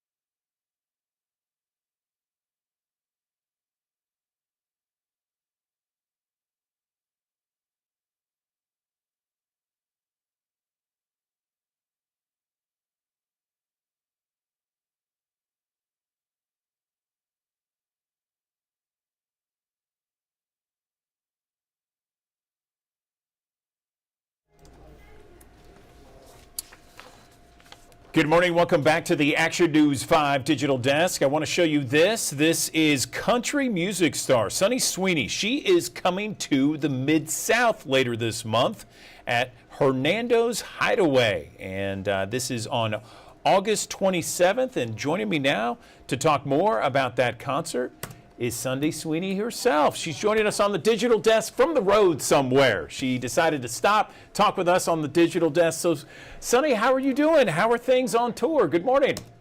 I'm great. How are you? I'm actually in Salt Lake City on my way to Idaho right now. And we pulled over and I thought it was going to be all smooth and everything. And 5G was like, nope. So I just like ran into some random hotel and I'm literally sitting in a stairwell. So thank you so much for working with me in my digital prowess. Well, listen, I appreciate you working with us and making sure you have the best capability when it comes to broadband so we could do this interview. So for our audience, we have thousands of people that watch each and every morning. Tell us a little bit about yourself and what people can expect when you come to Memphis and the Mid-South, August 27th. I love Hernando's. I think it's an amazing venue. There's so much history that goes in there. And I love Dale and Celine. And I actually used to live in Memphis for 2 years. I live in Nashville now, but I used to live on Mud Island and I lived in Germantown. So I always get really excited to come back because I get to see my friends. And we love playing country music for people, especially if they like the old kind of stuff. So pretty excited about it. That sounds fantastic. Okay, so this is kind of a homecoming for you. Fantastic. When did you live here in Memphis and in Germantown? It was probably like 20 something years ago, but it was before. It was it was before Mud Island was like as giant as it is now, but that little pizza place that I don't know if it's still there. There was like a pizza place on Mud Island. I used to eat there all the time. I loved it so much. All right. Well, hopefully you can grab a bite, before you hit the stage and before you head out. So tell us about your show. What can the fans expect later this month? Well, so we just put a new record out on Friday and August 1st. So we're going to be good and oiled up as far as like the music goes by the end of the month when we head over to Memphis. So they're going to get a country show. That's what they're going to get. Steel guitar and everything. Fantastic. So, I understand you do a lot of hosting on Sirius XM, and, between touring and being on Sirius XM, I'm sure you interact a lot with various fans in different ways. What's it like being on the road and interacting with those fans as opposed to behind the mic at Sirius XM? Honestly, it's so different, but it's also so intertwined. But it's a great thing that I love meeting people because we do meet people every single day, everywhere we go. But I love my job. I'm one of those people that's like, I have a bunch of friends that are like, how do you stay on the road so much? How do you live out of a suitcase? And I'm like, how do you not live out of a suitcase? I love it. It's one of those things where like it just works for me. And, I hope that it goes on for a long time. That's a great way to look at things. I love it. That sounds awesome. So what's the best part about going all across the country playing your music? It's got to be fun. It's what you just mentioned, one of your favorite things to do. It is. And there's going to be hiccups like this morning trying to get Wi-Fi, stuff like that. But also like you just kind of have to learn to roll with it. You kind of have to just learn to take it as it comes, let it roll off your back. I've gotten really good at that in the last 20 years. I bet. And, I think Hernando's really grown since the last time you were here. 20 years, they've really grown a lot, and you're going to be playing there. So that's exciting. Pretty excited about it. Yeah, we played at Hernando's maybe a year and a half ago, and it's so cool. And just the history that goes with it. And I really hope everyone can come over and see the changes that they've made and, have a great night of just honky tonk music. Awesome. Anything else before we let you go, Sunny?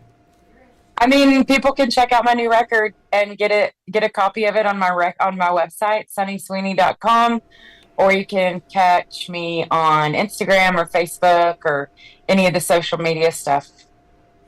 Appreciate it. Sunny Sweeney playing in Hernando, Mississippi, August 27th. Thank you for coming on the digital desk, and be safe out there on the road. Thank you. I'll talk to you soon. Thanks a lot. Okay. Thank you, Sunny. Appreciate you. All right. Another live look from our High Five camera downtown Memphis on this Friday. 81 degrees, 1014. Let's talk about your forecast in 1 minute.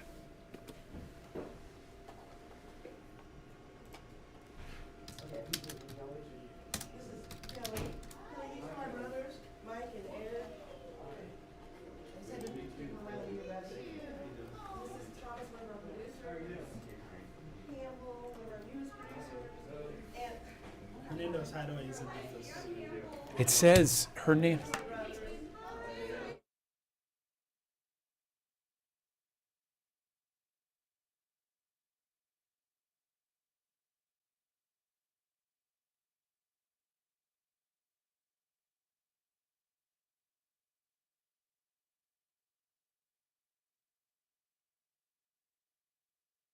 Good morning. Welcome back to the Action News 5 digital desk. I have an incredible, I got to tell you something that's happening. We know that the football season's rapidly approaching. We got the NFL, we got the college football season. A lot of people anticipating that. But locally here in Memphis and the Mid-South, high school football is a big deal. We know that, okay? And this morning on the Action News 5 digital desk, I want to tell somebody about our local high school football season. I am doing something on the fly here because Something is not wired properly, but it will be momentarily. So, as I was saying, college football is certainly no joke here in Memphis and the Mid-South. And the town of Collierville is doing something extraordinary this year.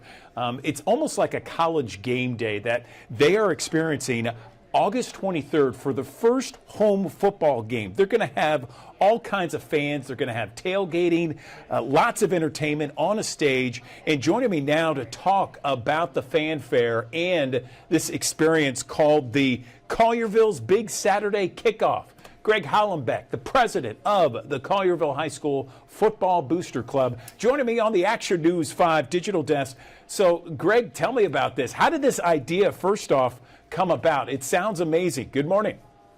Good morning, Andrew. Yeah, it's actually very exciting. And how it came about really is just because we're trying to think of a way to make Collierville more with that college football atmosphere like you were talking about. And so we said, well, we got to move a game to a Saturday because Friday night is really hard for people to tailgate, getting off work and all that stuff. But a Saturday, we could do it. Problem is, as you said, college football is huge in the South, and we conflict with that. Everybody wants to stay home and watch their college teams. So this game will actually be the Saturday before college football season starts. So we're expecting a huge crowd. We want everybody out there. We're going to have a live broadcast on YouTube. Kind of like that game day atmosphere. And also we're going to have live music coming in from Nashville on a big stage. We'll have a kids zone with bounce houses and lots of food trucks. We're going to have fireworks. It's going to be fun for every family member. And we want the whole town of Collierville there and anybody that wants to come out and see what Collierville football is about. I love it, Greg. I love it. And so, I was just showing the flyer with this here, and it looks amazing. So you have everything right here on this flyer. I mean, this is Collierville versus East Nashville. This is Saturday, August 23rd, high noon there, and food trucks, games for everybody, live performances, the Dragon Walk with the team, and the big game. I mean, this is modeled after a big noon kickoff or college game day, something to that effect, isn't it? Yeah, something to that effect. We can't exactly call it what they call it, but but we love the atmosphere of both the shows, and that's what we want to do. And like we said, making it that college atmosphere, not just for the fans, but also these players. A lot of these players, most high school players aren't going to go play college football, so this is their chance to experience what it's like to be in that college environment. More and more you see the college game becoming more like the pros, and you see the high school game becoming more like a college. And here we are tailgating, having this kind of pregame fun and live music, entertainment on a stage. But this is something that I think has been in the works for a while. You see it just kind of gradually getting more enjoyable for everybody out there, right? Yes, and we try to be innovative from the beginning with just how we add our intro when the team comes out with fireworks and the smoke, and sometimes we go lights out with our hype video and the jumbotron. All that is college atmosphere, and we want to show. So, like I said, the team's coming in from Nashville. Let's show Nashville and the rest of the state of Tennessee how we do football in West Tennessee. I love it. I love it. And so this is a picture right here of explain what this is to our viewers. This is them coming out of the tunnel, the team, right? Yeah. So that's them as we run out, to music, and we have the cryo smoke shooting out as they run out, and fireworks shooting up in the air as they run out. And like we said, this is the same stuff you'll see at University of Memphis, at Ole Miss, at Mississippi State. And we're trying to put that environment right here in high school football. Sounds fantastic. So, again, this is Saturday, August 23rd. Noon is the time on the schedule. What time is the actual game? The actual game's at 6 o'clock. And obviously, the whole day is going to be huge. But we want people to come to the game, too. That's the main thing. We're going to have a really good team this year. We got a heavy senior class. We're loaded with talent on offense and defense. Joe Riccone, the head coach, has been there a while. This is where he played high school football, and he's got this team in a good place. I was at practice yesterday. They're looking really good. We look fast, and so we're hoping to make a good run in the state this year. Fantastic, Greg. This sounds fantastic. And again, this is open to everybody in the town of Collierville and beyond. Anything else you want to mention before we let you go? Yes. Did you? Nothing really. Did you Just catch that? please come out and enjoy it. And like you said, I'm sorry. Go ahead. No, I was just going to say anything else before we let you go, Greg. Oh yeah. So I'll just say, like you said, everybody's welcome to come out. We want to show you what Collierville football is about and how we're doing football in West Tennessee, and what a good program Coach Ricconi's putting together there. So come out. It's going to be lots of fun for the kids, the whole family, and to watch some really good high school football. Fantastic. All right. Greg Hollenbach, the president of the Collierville High School Football Booster Club, joining us on the Action News 5 digital desk, talking about big Saturday kickoff in the town of Collierville, August 23rd. Festivities begin at noon with the game at 6 o'clock. Greg, thank you so much for coming on, and good luck on an amazing season ahead. We appreciate it. Thanks for having me, Andrew. We'll see you Saturday, August 23rd. You got it, Greg. Thank you.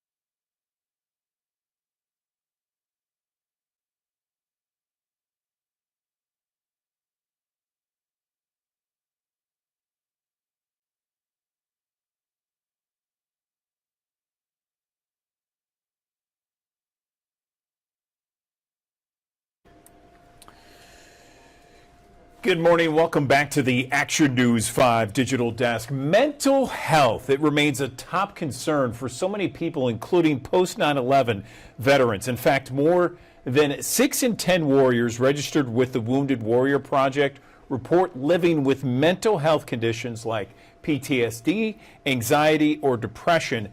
But mental health isn't about veterans or a military issue. This is a human issue, and men oftentimes are less likely to receive any kind of mental health treatment than women in the past year. That's according to the National Institutes of Health.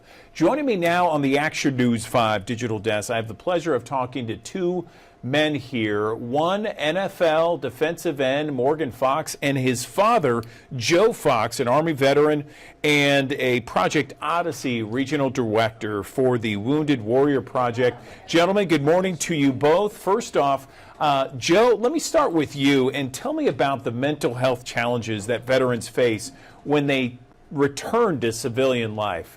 Good morning. Yeah, good morning. Warriors can face a host of challenges when they return to civilian life. Something like post-traumatic stress disorder, isolation, being loss of identity, loss of purpose, anxiety, and depression are just some to name a few. Got it. I totally get that. Morgan, over to you. First off, tell me what it was like growing up in a military family and some of the challenges that you saw from your perspective. And then, you know, you're an NFL star. You're in the NFL. I'm sure you see mental health as an issue where you are as well. Is that right?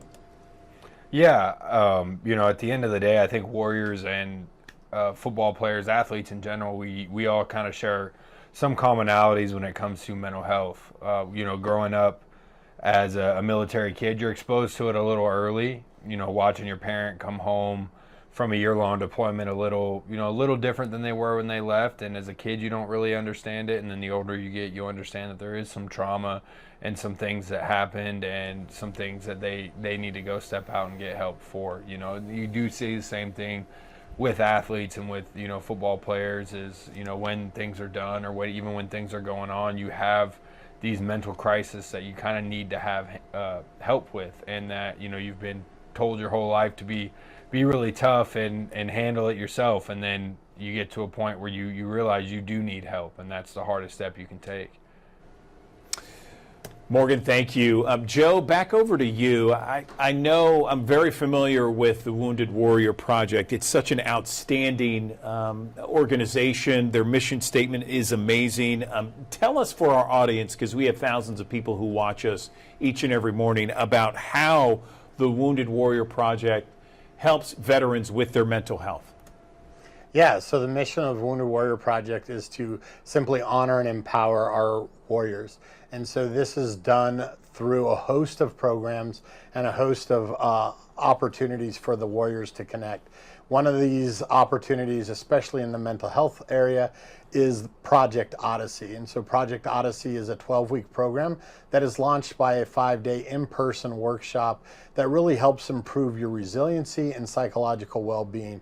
And it does this by allowing us to learn positive coping skills to be able to help influence those decisions and those feelings and emotions that we're dealing with when we deal with post-traumatic stress, military sexual trauma, or a traumatic brain injury. Joe, we just want to follow up real quickly because I know that the NFL is in partnership with the Wounded Warrior Project. Tell me about this partnership and how it will work going into the upcoming football season. Yeah, so Wounded Warrior Project is very lucky to have a partner like the NFL that has such outreach and such ability to bring attention to not only our veteran community, but to something as important as mental health. And so they do this through a host of ways, but one in particular is their Salute to Service program. That Salute to Service program allows players like Morgan to be able to extend their own personal reach, to be able to show how they can also offer some support. The support and the resources that we get from players like Morgan and from the NFL allow us to put these mental health programs on, be able to provide other programming as well that is totally free for the warriors and the veterans and family support members that are a part of Wounded Warrior Project. Morgan, back over to you. I understand you recently attended a Wounded Warrior Project event on mental health. What did you take away from that experience, and what can other men take away from that experience? Morgan? Being at the Project Odyssey was incredible. I got to watch a lot of veterans who didn't know each other come from across the country really come together and learn how to cope with their whatever issues that they're going through. And the first thing I saw was that a lot of them realized that you're not alone, and that's one of the biggest things I took from it is just because you feel isolated or you feel like you're by yourself, you're really not. You're not alone. There's someone going through it the same way you are, and to be able to have that 5-10 minute conversation and learn these coping tools and learn how to dig yourself out of a hole is something that I really took from it. And then I just think at the end of the day, we men will look at, trying to be tough, trying to be macho, trying to be, carry these loads by yourself and not burden anyone else with it. And then at the end of the day, you got to just take that really hard first step of just asking. Just go ask for help. Go find someone, go find a professional or a friend that whether they can help identify the problem or just be a big listening post for you to come in and vent, and hopefully that starts a really good chain reaction, to help you further in life. Well, gentlemen, I really appreciate you joining us here on the Digital Desk. Before we let you go, if there is someone out there that's watching and perhaps they have a family member who's struggling at this time, what would you recommend they do in order to get help, for specifically mental health for men? Yeah, so the easiest way to reach out is reaching out to the Wounded Warrior Project .org on the internet. That has all the resources to be able to connect men and women to the resources that they're looking for. And in particular, if somebody is going through crisis, a loved one, a family member, a friend, a veteran, please reach out to the crisis hotline number of 988 and allow you to talk to somebody immediately and get the care that you need. Joe Fox and Morgan Fox, father and son, joining me on the Action News 5 digital desk. Thank you so much for clearing this up and helping me understand and our audience understand Wounded Warrior Project and the NFL's association with the organization. Morgan, congratulations on such a great career. Good luck in the upcoming season. We appreciate you both spending a few minutes with us here on the digital desk. Thank you. Thanks for having us.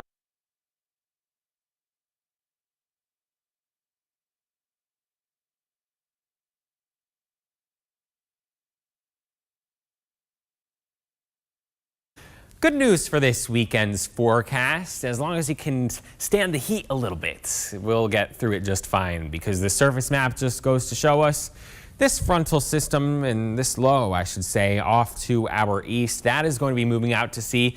New update this morning has added a 10% chance of developing over the next couple of days into a tropical system. But the good news for us, that moves out to sea, so it doesn't come close to the mid-south.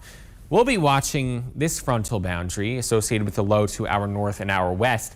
That stays in place the next couple of days, but eventually we start to see that push towards our region next week. That can uptick the humidity and some cloud cover across the region. But as we head out and about for your day today, those temperatures are already getting close to that 80-degree mark. After 9 a.m., we are going to be in the 80s across the mid-south. We'll be in the 90s this afternoon, and we'll see the chance for 1, maybe 2 pop-up showers on our radar as we head into the afternoon time frame. Now, vast majority of us stay dry, so it's not very likely you see that rain where you are, but somewhere within the region, it's a fair shot of seeing a brief shower that moves through, but it's not going to be enough to cancel any outdoor plans. It's something maybe just take some cover for 5, 10, maybe 15 minutes as it unleashes a quick downpour. Then you're good after that. And those temperatures, after reaching the 90s, cool off into the 80s around sunset. But we're going to be on the muggy side, as typical for August. I mean, nothing out of the ordinary. It's next week where we get a little steamy, folks, in the middle part of the week. Now, you may be looking at that and then starting to get a little worried, saying, uh-oh, it was so hot 2 weeks ago, so hot a week ago, I don't want to go through that again. Well, you will not have to go through that again, because we're actually going to introduce a little bit more cloud cover and introduce, maybe a little bit of a breeze as we head into the middle part of next week. So that's why the feel-like temperatures aren't expected to exceed 105 degrees the next 7 days and not get into heat alert territory. So it's a far cry from that extreme heat we saw just 2 weeks ago. High temperatures getting up into the mid-90s each afternoon. And remember, these feel-like temperatures only if you're in the direct sunlight is that where you can feel like the triple digits. So if you're in the shade, you already bumped those numbers down a little bit. And Saturday, I think Saturday is going to be the winner in this forecast, especially for the FedEx St. Jude Championship. We have a little bit more of an easterly component in the wind rather than a southerly component. So the humidity can downtick slightly. It's still going to be hot and humid, but it'll be a nice day to get outdoors for our Saturday. Highs today, mid-90s we're talking about, and that comes along with partly cloudy skies, feeling like the triple digits in the periods of sunshine out there where we don't get any shower activity. And over the next 10 days, we see that beautiful weekend, very low rain chances out there. Highs in the mid-90s, overnight lows in the mid-70s, and there's that cloud cover coming into play. It's not going to be overcast, but Tuesday, Wednesday, probably more clouds than sunshine during a good part of the day, with those rain chances in the isolated to scattered territory.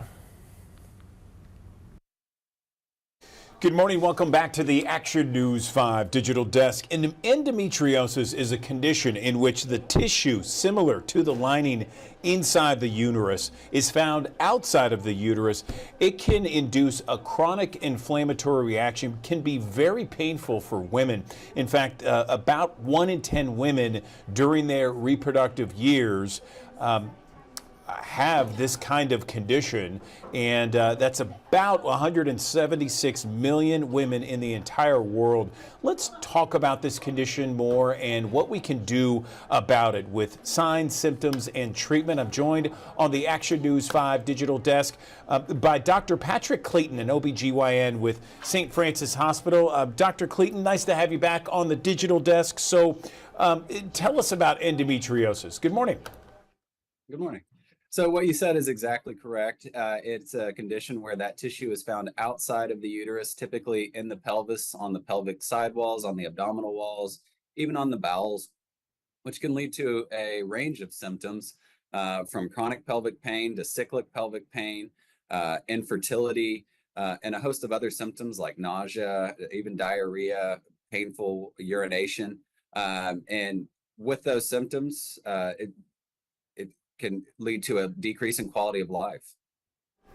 It sounds like it. I mean, it sounds terrible. And 1 in 10 women have it, it seems like, based upon the numbers I'm reading from. And what is a woman supposed to do if number one, they're diagnosed with it, and number two, the best treatments that are out there available? So there are a range of treatments, and the first is to just talk to your doctor. It's not uncommon that women find that they think that their cycle pain is just normal, and for some women it can be, but for other women, when it gets to that point where it starts to interfere with your normal activities around the time of your cycle, or the chronic pelvic pain is so bad that you're not able to do your normal things, then that's when it's time to address it with your doctor, because there are treatments that can range from something like just starting on an NSAID regimen, even something like birth control pills or hormonal suppression can help decrease some of these symptoms. And then in severe cases, surgery may be warranted to help remove some of the endometrial implants, to address some of the scar tissue, and to help address the pain and other issues that are having that way. So I understand there's no cure. Where does it come from? Is this a genetics kind of thing? That can play a role. The whole origin of it is not completely understood. There's some thought that it may, during the menstrual cycle, some of the endometrial tissue goes out through the tubes and into the endometrial cavity, into the abdominal cavity, and implants that way. But those are just theories at this time. Gotcha. And can you go through maybe some of the symptoms again for our audience, just so, perhaps you might be reaching someone that is wondering what's wrong with them, and they might not be familiar with this? The classic symptoms would be increasing pain starting right before your cycle, or even a few days to a week before your cycle, chronic pain through your cycle, like cramping. Some patients will have diarrhea if the implants are on the bowel. Some patients will have pain with urination if those implants are on the bladder. And typically, as the cycle goes, then the pain improves for a period of time. Now, some patients do have chronic pelvic pain because endometriosis leads to chronic inflammation and scarring. Some patients can have infertility due to that inflammation and scarring. Anything else we can touch on, doctor, when it comes to endometriosis, signs, symptoms, treatments? We have thousands of people that watch us here on the Digital Desk. The biggest thing I would say is if you're experiencing any of these symptoms, I would address it with your doctor, because it's something that, while we don't have a cure for it currently, it can be treated, and hopefully can, with the goal of improving the quality of life, restoring regular cycles without as much pain, and potentially improving fertility for some patients. Okay, Dr. Patrick Clayton with St. Francis Hospital. Appreciate the info, the knowledge here on the Digital Desk. I know it's helping a ton of people out there. Thank you so much for your time. Good morning. Welcome back to the Action News 5 Digital Desk. Well, if you've stepped outside, you know that the heat is on this summer in Memphis and the Mid-South. It's going to be a hot one as it is each and every year. So what's the best way to hydrate yourself? A lot of people say, okay, hydration, I got to drink lots of water. Well, what about electrolytes? And what about really kind of fulfilling your body with all that energy in addition to just water? When should we use electrolytes? When should we not? Which one should we use? Is there too much sugar involved? It's a lot to sort out when it comes to hydrating your body, especially in the summer months. Let's bring in someone in the know right now. I'm joined by Kristen Skinner. She works at Lifetime Fitness in Collierville, fitness trainer, group trainer, a leader there. Kristen, glad to have you back on the digital desk. So I don't know if you get that question a lot, how to hydrate yourself, but certainly that is a big question right now. Where do we begin on this conversation? Good morning. Good morning, Andrew. Thanks so much for having me on. It's funny because there's a lot of trends out there right now. If you look at TikTok or Instagram or even Facebook, there's a lot of trends going around with different types of electrolytes, different drinks. And even here in the club, people come in with all different types of drinks from, carbonated to in their shaker bottles. So, the bigger question is, what are electrolytes and why do we need them? What do they do? And to get down just to the basics of it, the electrolytes are minerals like sodium, potassium, magnesium. They help your body to stay hydrated. They help your muscles to really work properly. Sometimes we don't even know that things are out of balance. We have these different symptoms and we try to treat them in different ways, but we don't know that it's due to an electrolyte imbalance. Like, if you feel fatigued, you might think that, it could be something off with hormones, which could be the case, but it could also be an electrolyte imbalance. If there's muscle cramps, that could be magnesium, but magnesium could be due to, not enough electrolytes in your body. If you're having headaches or that general, blah feeling, I call it the bewitching hour in the afternoon. A lot of people are prone to just go for that next cup of coffee, but we are naturally losing electrolytes all day as we sweat, as we breathe through our just normal bodily functions. Yeah, no question. I get that. And sometimes I'll look at some of those electrolytes, I'll read the label and I'll see, the first ingredient is sugar. And I'm like, whoa, wait a second. These electrolytes should have much more when it comes to potassium and magnesium and other minerals, right? I mean, when it comes to a supplement of electrolytes, what should we be looking for? 100%. I totally agree. First, you want to avoid the added sugars. So especially if your first ingredient is sugar, especially artificial sweeteners, you want to avoid the artificial sweeteners, avoid the dyes and colors. So when you're looking at a label, look for clear labeling, the natural flavoring, real ingredients. I've taught my daughter that you want to look for ingredients that you can actually pronounce, and look for products that are third-party tested. Here at Lifetime, all of our products are third-party tested. Our LTH Hydrate is one of our greatest electrolyte supplements. It's blended with real sea salt, key minerals. There's no added sugars, and it's third-party tested. Excellent. Let me ask you this, because let's say, we're not working out, okay? We're inside the office, and, a lot of times here at my newsroom, in our studio, we have different things about hydration, drinking lots of water, drinking a lot more than people might typically drink. Is there maybe a guideline of how much water we should drink a day, even if we don't go outside and, play any kind of sport? Just going to work, should we be drinking a certain amount? Sure. If you think about your body weight in kilograms, now that's a lot. Let's say if you have an average human, 1 pound per kilogram of body weight, if you're aiming for, even the easy way is 8-ounce glasses. That would put you at 64 ounces in a day. Okay, that's an easy no-brainer, and it should be something that everyone could accomplish. If you started with just a bottle of water or your water bottle that you carry every day and aim to refill it 4 times, average water bottle will be somewhere between 12 and 24 ounces. So if you had a pretty big cup like that, if you just aim to refill that about 4 times, that would be pretty good, especially if you're not planning to be outside, if you're not planning to be active. But I'm glad you brought that up, because adding in electrolytes are not for everybody. And so if you have a desk job and you're sitting inside all day, it might not be necessary that you have to actually add in more electrolytes. Just drinking plenty of water would be ideal. Excellent. Good to hear. Where do people make the biggest mistakes, Kristen, when it comes to hydration? Well, I would say one of the biggest mistakes is not starting soon enough. So making sure that we've got our bodies efficiently hydrated starting early. Also, making sure you've got the right products. You're not starting with something that's based on sugar.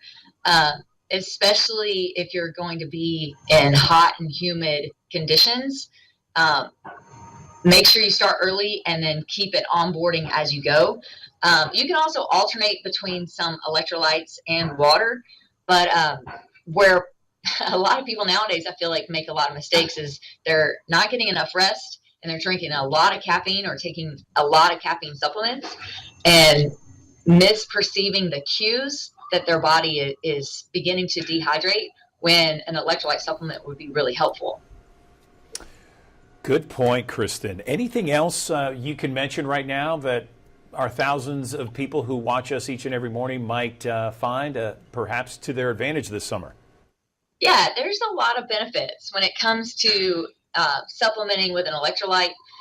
If you think about your hydration efficiency, your body actually uses water more effectively when electrolytes are present. So sometimes, especially when it's really hot and humid, plain water can just go right through you. But with an electrolyte, it actually gets absorbed and utilized at the cellular level, so it can apply more benefits when it comes to hydrating your cells. If you're using it during workouts, whether you're inside or outside, you have sustained energy. Sometimes, during workouts, especially if you have a longer workout, you feel like you hit a wall about 30 minutes into your workout, but having that proper electrolyte balance can help to maintain the blood volume and supports consistent muscle contractions throughout the workout. Not only during your workout, but then your recovery after the workout. Electrolytes can help to reduce muscle soreness and support the repair process that happens after exercise. And then last, your focus and your clarity. If you're not hydrated, you tend to feel foggy. So proper hydration with electrolytes supports that cognitive function and reduces that afternoon brain fog. Nice. Okay, just to recap, when it comes to electrolytes and what we should include if we in fact do have electrolytes in our water, we're talking about minerals like sodium, potassium, magnesium, sea salt, anything else? It's okay to look for things that you like. So when looking at some of the hydration supplements that we have a new flavor called Spicy Margarita. So just let your imagination take hold, right? If you like some type of mocktail, like today I have a blood orange margarita in a mocktail. One that I also like is a peach mango refresher. So we have a peach mango flavor. So you don't necessarily have to buy an electrolyte drink right off the shelf. A lot of times we're looking for things that we would like, things that would taste good. But if I like fresh oranges, I can shake up a blood orange flavor and put some fresh fruit in there and make it customized just for me. So I'm kind of planning up some 4th of July mocktails to go along with my electrolyte supplement. I'll take a spicy margarita later this afternoon. Kristen Skinner, thank you so much for joining us on the Digital Desk. We appreciate the knowledge. Very beneficial, certainly, and very timely for the summer months. Thank you. Good morning. Welcome back to the Action News 5 Digital Desk. There is different warnings and different signs and symptoms when it comes to a heart attack for men and women. Let's bring in Dr. Anna Yang. She is a professional physician at Regional One Health, because we know, Dr. Yang, that the CDC says every 40 seconds someone has a heart attack in the U.S. So can you first describe what actually a heart attack is? What does that mean? Sure. So, thanks again for having me. Heart attacks are very scary things. We hear about them all the time. We hear people die of them, and sometimes it's kind of a mystery as to what it actually is. So, let's see if I can make this simple. So, basically, in a heart attack, you suddenly don't have enough blood flow to part of your heart. And if that happens for long enough, your heart tissue actually starts to die. And if enough of your heart tissue dies, then your heart may never function normally again. If a large portion of your heart starts to die and doesn't function anymore, some people can even die suddenly. But not all heart attacks end in death. But basically what's happening is that there's suddenly not enough blood flow for the heart to function correctly.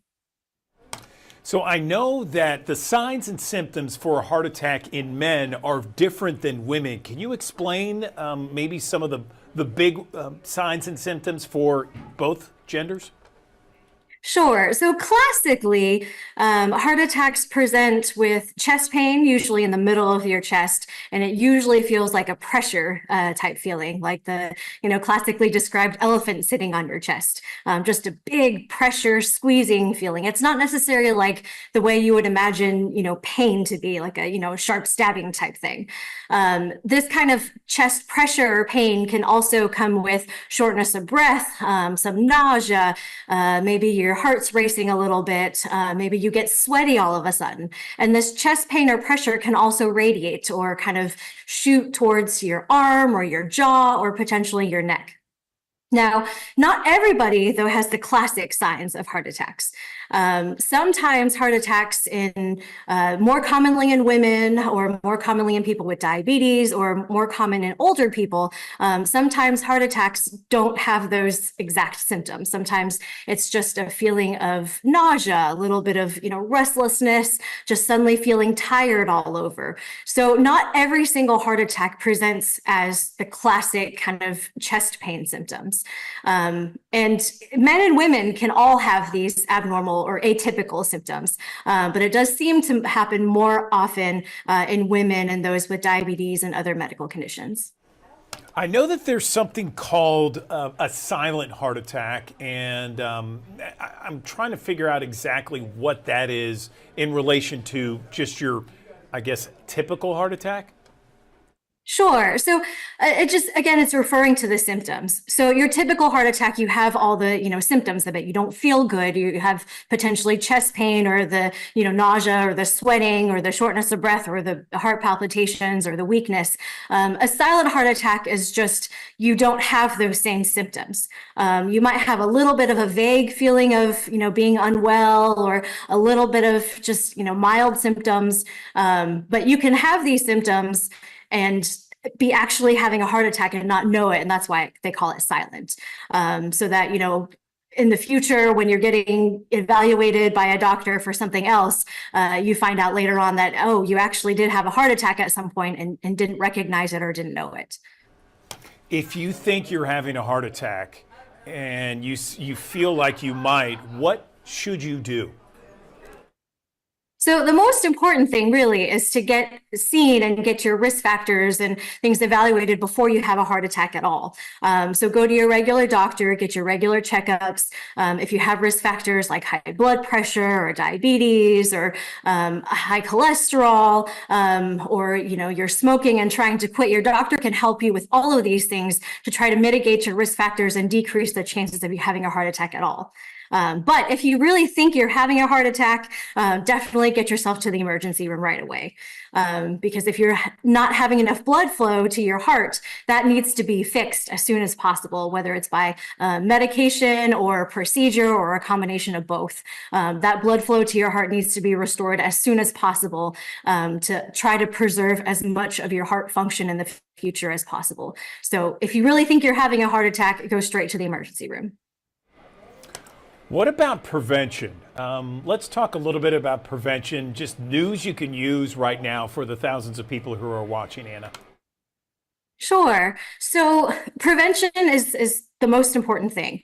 There are a lot of different risk factors for having heart attacks, and a lot of them you can't control, and there's no point worrying about those things. Things, like normal aging, family history, and things like that, you have no control over. So there's no need to even worry about that. Now, the things you can control, though, making sure you're getting enough sleep, making sure your stress is managed as much as possible, making sure you're eating a healthy, nutritious diet, and then all those risk factors, medical conditions that I talked about before, potentially high blood pressure, diabetes and cholesterol, making sure you get those checked and controlled and managed as much as possible.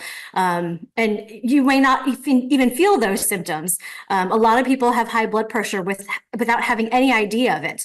And the only way to know is to check your blood pressure and go to your doctor, who can then, potentially guide you on if you need medication for this, or if there are things that you can do with lifestyle changes, improving what you're doing on a day-to-day basis before, having to start medication. And then, of course, if you're smoking, that's a big one too. If you can quit smoking, that would make a huge difference in preventing heart attacks. So anything else before we let you go, Anna? These are great tips and just great useful information for our audience. Yeah, I mean, the most important thing is to see your doctor regularly. If you don't have a regular doctor, make sure you go to one so that they can screen you for these things. And if you're having signs and symptoms, please don't ignore them. If you think you may be having something dangerous or something major going on, the sooner the better. So, don't wait days later to get yourself medical care. If you really think you're having a problem, go seek help immediately. Okay, Dr. Anna Yang with Regional One Health. We appreciate your time on the digital desk explaining exactly what a heart attack is, ways to prevent it, the signs and symptoms, and everything in between. Anna, thank you. Thank you.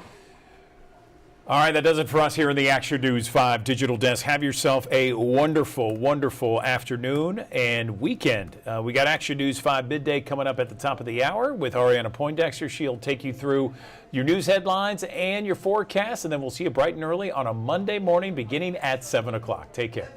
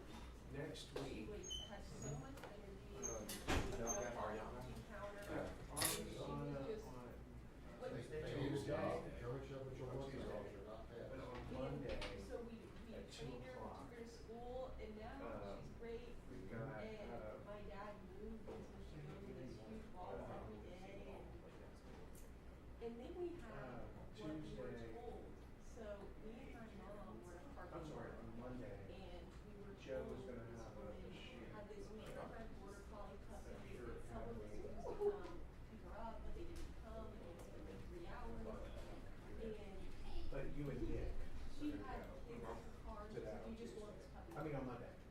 So I'm trying to update that schedule. What time? It's at 2. And it's like a round table, and you'll shoot the round. No, you will not shoot the round table, right? Some border collie, but like maybe some. I mean, I'm sorry, like she's.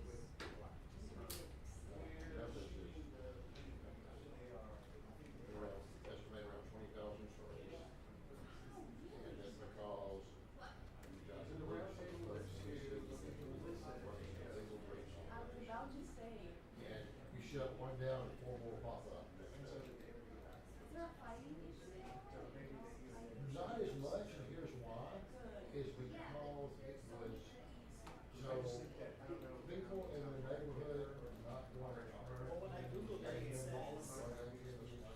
You're scared of them, but grandma was more calls and turn in when they see abuse to animals. Yeah. And so what was happening then was what the task force was, because a warrant's a warrant. So there'd be a warrant for possible animal fighting, we would always walk over there to the Knox has been attached off road 6. Beautiful. And so they come in looking for that. They would leave us all looking for narcotics, guns, wanted members of the gang. And so what happened was it was calling too much attention to the gang operation, and they decided that was not a viable. It wasn't a risk for. Yeah. That's fantastic. And yeah, so they kind of inadvertently shut down. I just but so it's breeding though. It's Breeding. No, I don't. Backyard breeding, incest breeding, which are coming up. Horrible. I would assume People that, oh, breed this bitch. just because it's. There's so many people, they can't even get rid of them for $100. And they don't.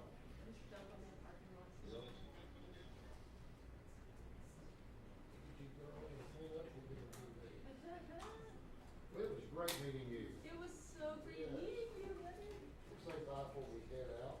Fantastic. Yes. Is that leaving? So we hang out in the green room. I know, I bet they have. Bye, Miss Nan. There's a chip? Yep. It was a chip. My dad a chip. Yeah, it was a And good little day. snack. Little snack. I like y'all's purple shirts. Yep.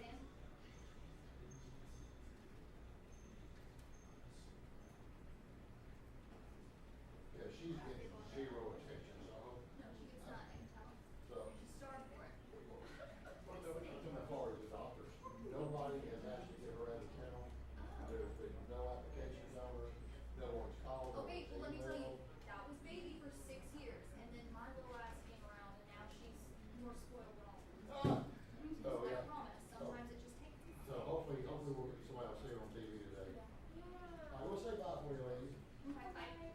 Let's go, girl.